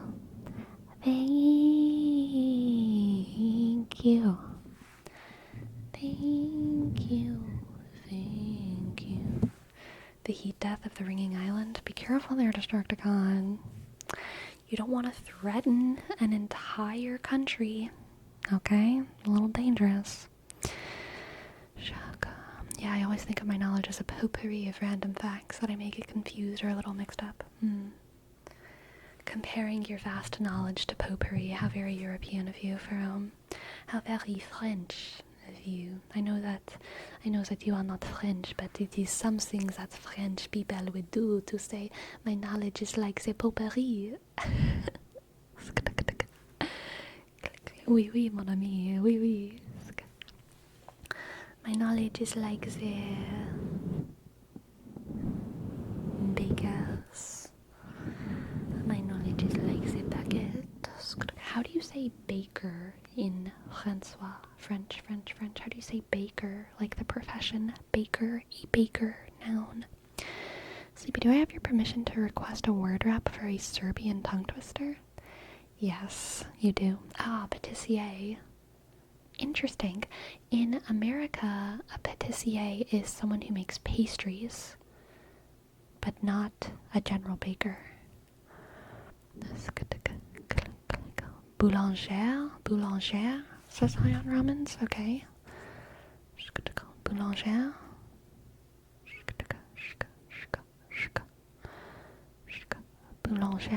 Boulanger. That's very fun. Very fun.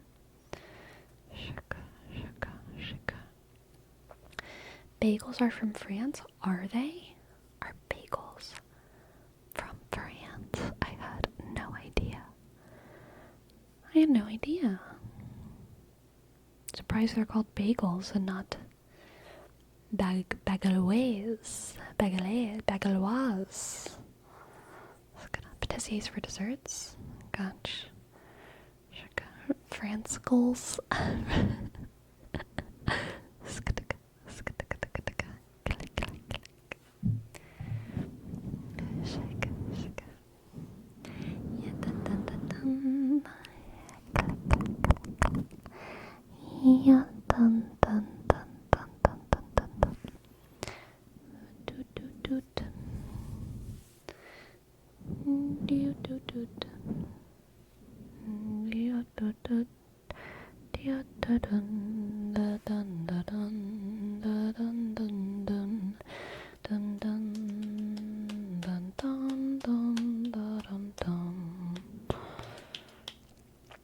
Pop, copa, bob, copa, bobu, bob, pop, poca, pop, bobu, bob. Translation: the priest is digging in his bean garden.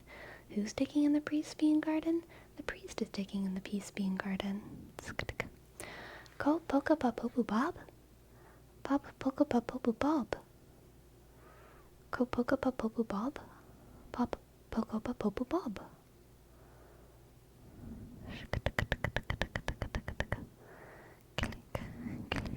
Pope is priest? That kind of makes sense, like Pope, like, you know, the big priest. The biggest priest there is. The Pope. More like Pope than Pop? Okay, Pope. Ko poca pa popu pope? Pope poca pa popu pope? Is that what it's like? Ko? Are all of the O's O sounds? Ko poca pa popu pope? Pope poco pa popu pope? Ko poca pa popu pope? Pope poca pa popu pope? Ko poca pa popu pope? Pope copa popu pope? Ko poco pa popu pope? Pope poco pa popu pope? I don't know if I'm putting the emphasis on the right things, but that's what I see. That's what I see. Ko pokupa pokopa? Ko pokopa pokopupa popu pope? Pope pokopa popu pope? Ko pokopa popu pope? Pope popuka popu pope? You're doing great considering you don't speak the language. Thank you. The Coco Cabana. So true, CEO. So true. Femininomenon? Femininomenon? Girls, you know what you need. And so does he. But does it happen?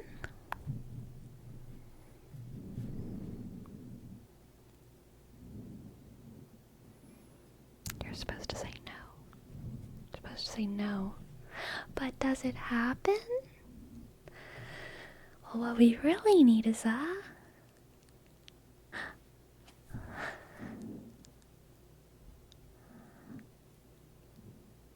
what?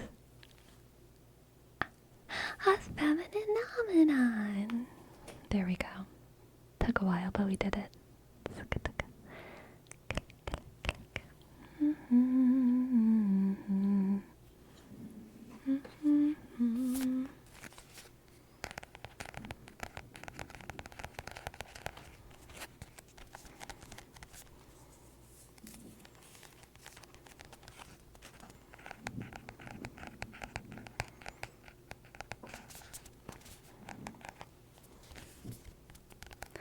Hello, Sci Fantasy Freak.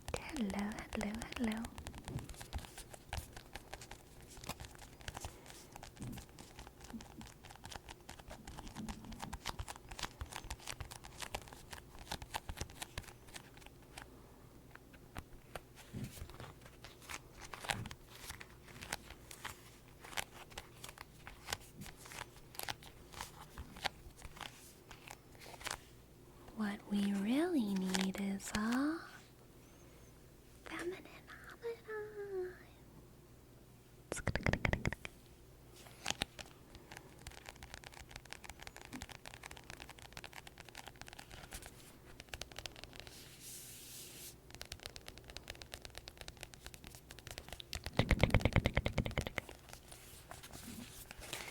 May I get some lyrics read? Absolutely. Baron, what can I read for you?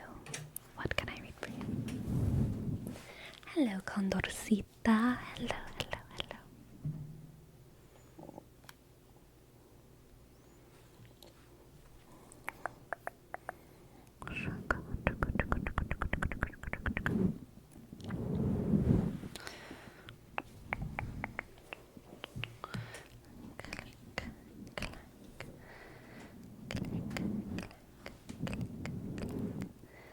Click, clank. The Loneliest by Mainskin. If possible, could you have a uke melody while reading? I can if I pull it up on my big computer. What is it?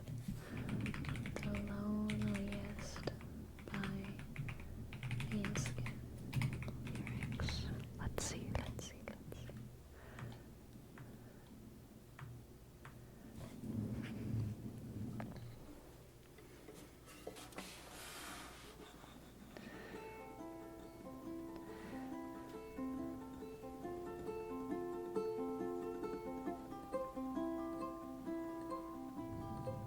But it's Maniskin? Gotcha.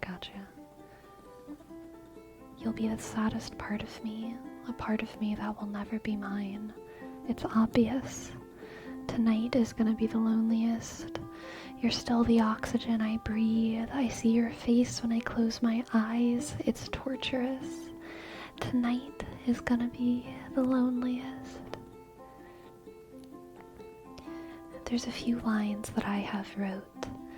In case of death, that's what I want. That's what I want. So don't be sad when I'll be gone. There's just one thing I hope you know. I love you so. 'Cause I don't even care about the time that I've got left here. The only thing I know now is that I want to spend it with you, with nobody else here. Tonight is gonna be the loneliest. You'll be the saddest part of me. A part of me that will never be mine. It's obvious. Tonight is gonna be the loneliest. You're still the oxygen I breathe. I see your face when I close my eyes, and it's torturous. Tonight is gonna be the loneliest. I'm sorry, but I gotta go. If you ever miss me, give this song another go, and I'll just keep on thinking how you made me feel better and all the crazy little things that we did together. And in the end, it doesn't matter if tonight's gonna be the loneliest. You'll be the saddest part of me, a part of me that will never be mine. It's obvious. Tonight is gonna be the loneliest, 'cause you're still the oxygen I breathe. I see your face when I close my eyes. It's torturous. Tonight is gonna be the loneliest. You'll be the saddest part of me, a part of me that will never be mine. It's obvious. Tonight is gonna be the loneliest. You'll be the saddest part of me, a part of me that will never be mine. It's obvious. Tonight is gonna be the loneliest. You're still the oxygen I breathe. I see your face when I close my eyes, and it's torturous. Tonight is gonna be the loneliest.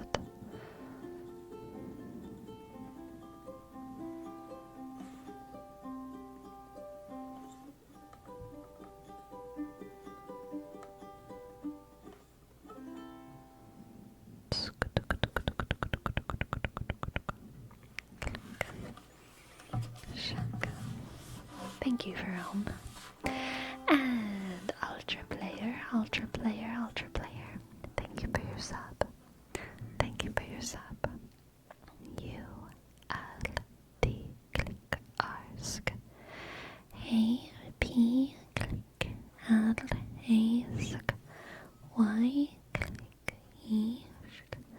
R click 6 click 9 click 6 click 9 click. Thank you. get on my lap over here? She was pawing at my ukulele while I was playing. Because she wanted to get on my lap. You can come up, girl.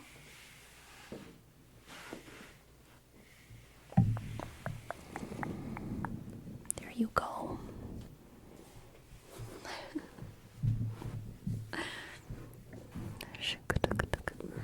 Hi. Hello. Poor little Travis. We'll do a word up. Poor little Travis. I'm sitting weirdly because I'm holding her on my lap. Little Travis. Little Travis. Little Travis. Little Travis. Little Travis. Little Travis. Little Travis. Little Travis. Little Travis. Little Travis. What should we name this stream, my friends? Sigh, fantasy freak, one last tarot reading for the night. You got it.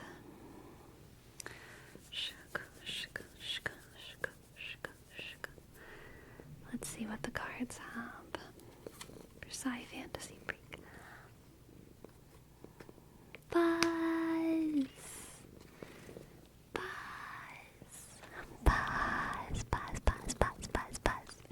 Thank you, Buzz. Thank you so much. Thank you. Thank you. Thank you for gifting 10 subs. Thank you so much, Fuzz, for gifting 10 subs. Thank you. P, H, U, Z, Z, 21. Thank you. Okay, let's see what the cards have for Sigh Fantasy Freak. You're welcome, Sleepy. Always enjoy your streams. Thank you, Fuzz. I really appreciate it. I really do. Alright.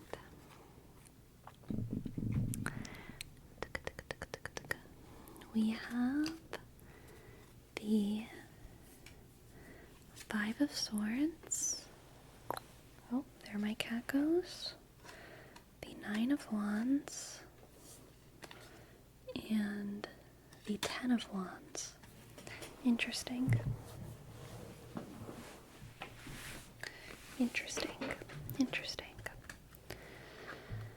5 of Swords and the 9 and 10 of Wands. 5 of Swords, 9 and 10 of Wands.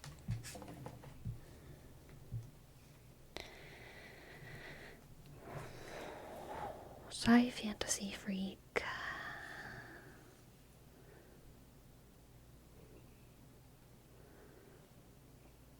I feel bad because this is kind of a sad reading, I think. I think this is a little bit of a sad reading for you. Sigh Fantasy Freak. I think you're in the process of smothering something, controlling it too hard, to the point where it loses meaning, and where you kind of, it's like you're smothering something to the point where you don't even want it anymore, you know, strangling something so tight that it kind of dies, and then you just have to like put it down and be like, damn, I guess I tried to control that a little bit too much. A lot of times this happens in toxic relationships. The more controlling partner likes someone, but then tries to micromanage every aspect of their life, and then the other partner lets themselves be micromanaged. You know, they engage in that relationship, and then they kind of let themselves, they let a lot of parts of their identity kind of disappear under the toxic influence of someone else. And then because they let those parts of themselves disappear, the toxic controlling partner falls out of infatuation with them, and then it's over, you know. That's a very clear example, but it can also happen with employers and employees. It can also happen in school with how you engage with your research projects. If you try to force a research project to come to a specific conclusion, you can kind of kill the process in a way that's like toxic. But yeah, I think you're having like a toxic, controlling engagement with something in your life here, Sci Fantasy Freak. So the solution here is to like let go, to let something breathe a little bit, to let something be a little bit chaotic, because it needs to be a little bit out of your control and chaotic in order for it to be the thing that you love. In order for it to be the thing that is precious and beautiful to you, okay? If you want to stay in love with the thing, you need to let some control go. Okay, Sci Fantasy. Thank you. Thank you for letting me read for you. I hope that you enjoyed. And I hope that it resonated. Thank you for your tip. And we also have a word wrap for Little Trappist. Little Trappist, Little Trappist, Little Trappist, Little Trappist. Little Trappist, Little Trappist, Little Trappist. Little Trappist, Little Trappist, Little Trappist. Little Trappist. My cat is back on my lap. I don't know if you can hear her, but... Oh, wait. I already did this word wrap when my cat was on my lap. That's funny.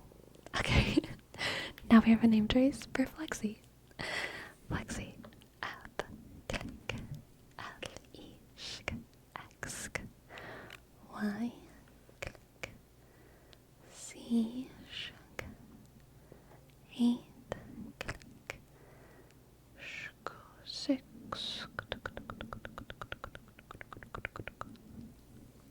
Thank you, Flexi.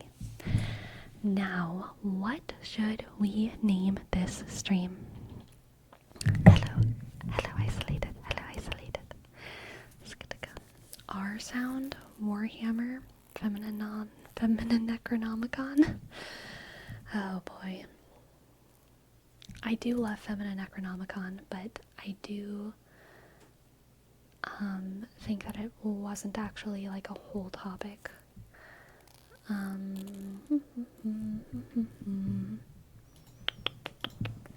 Let's see. Warhammer 40k. Lefty streamers.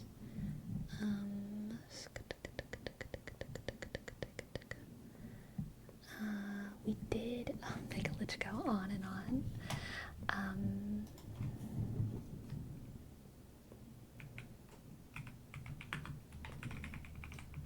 How about this?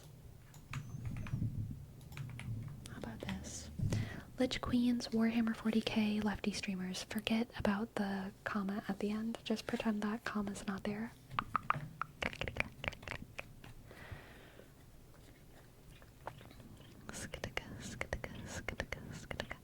Extra hour stream. We didn't even do an extra hour. This is a standard 4-hour stream. What is toasted coconut? What is toasted coconut? You know that meme? What are frogs? What are frogs? Classic meme, one of my favorites of all time. What are frogs? If you don't know the what are frogs meme, look it up on YouTube. What are frogs?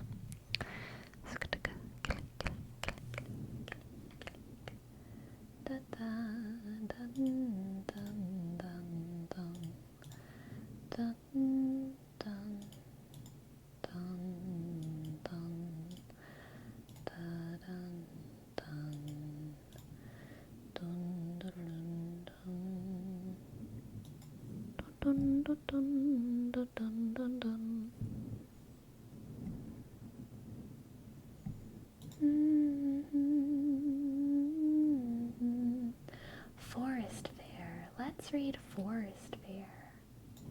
They look fantastic. Let's read Forest Bear, Forest Bear.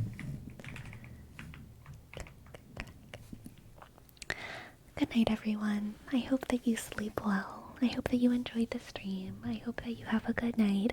Hope that you have a good weekend and everything else. I hope nothing wrong happens to you ever again. I hope that you enter into nirvana while also being alive starting now, okay? Good night. Good night. Good night. Good night. Good night. Sleep well. Sleep well. Sleep well. Sleep well. Sleep well. Sleepy. Sleepy. Sleepy. Sleepy. Sleepy. Sleepy. Sleepy. Sleepy. Sleepy. Sleepy. Good night. Good night. Good night. Good night.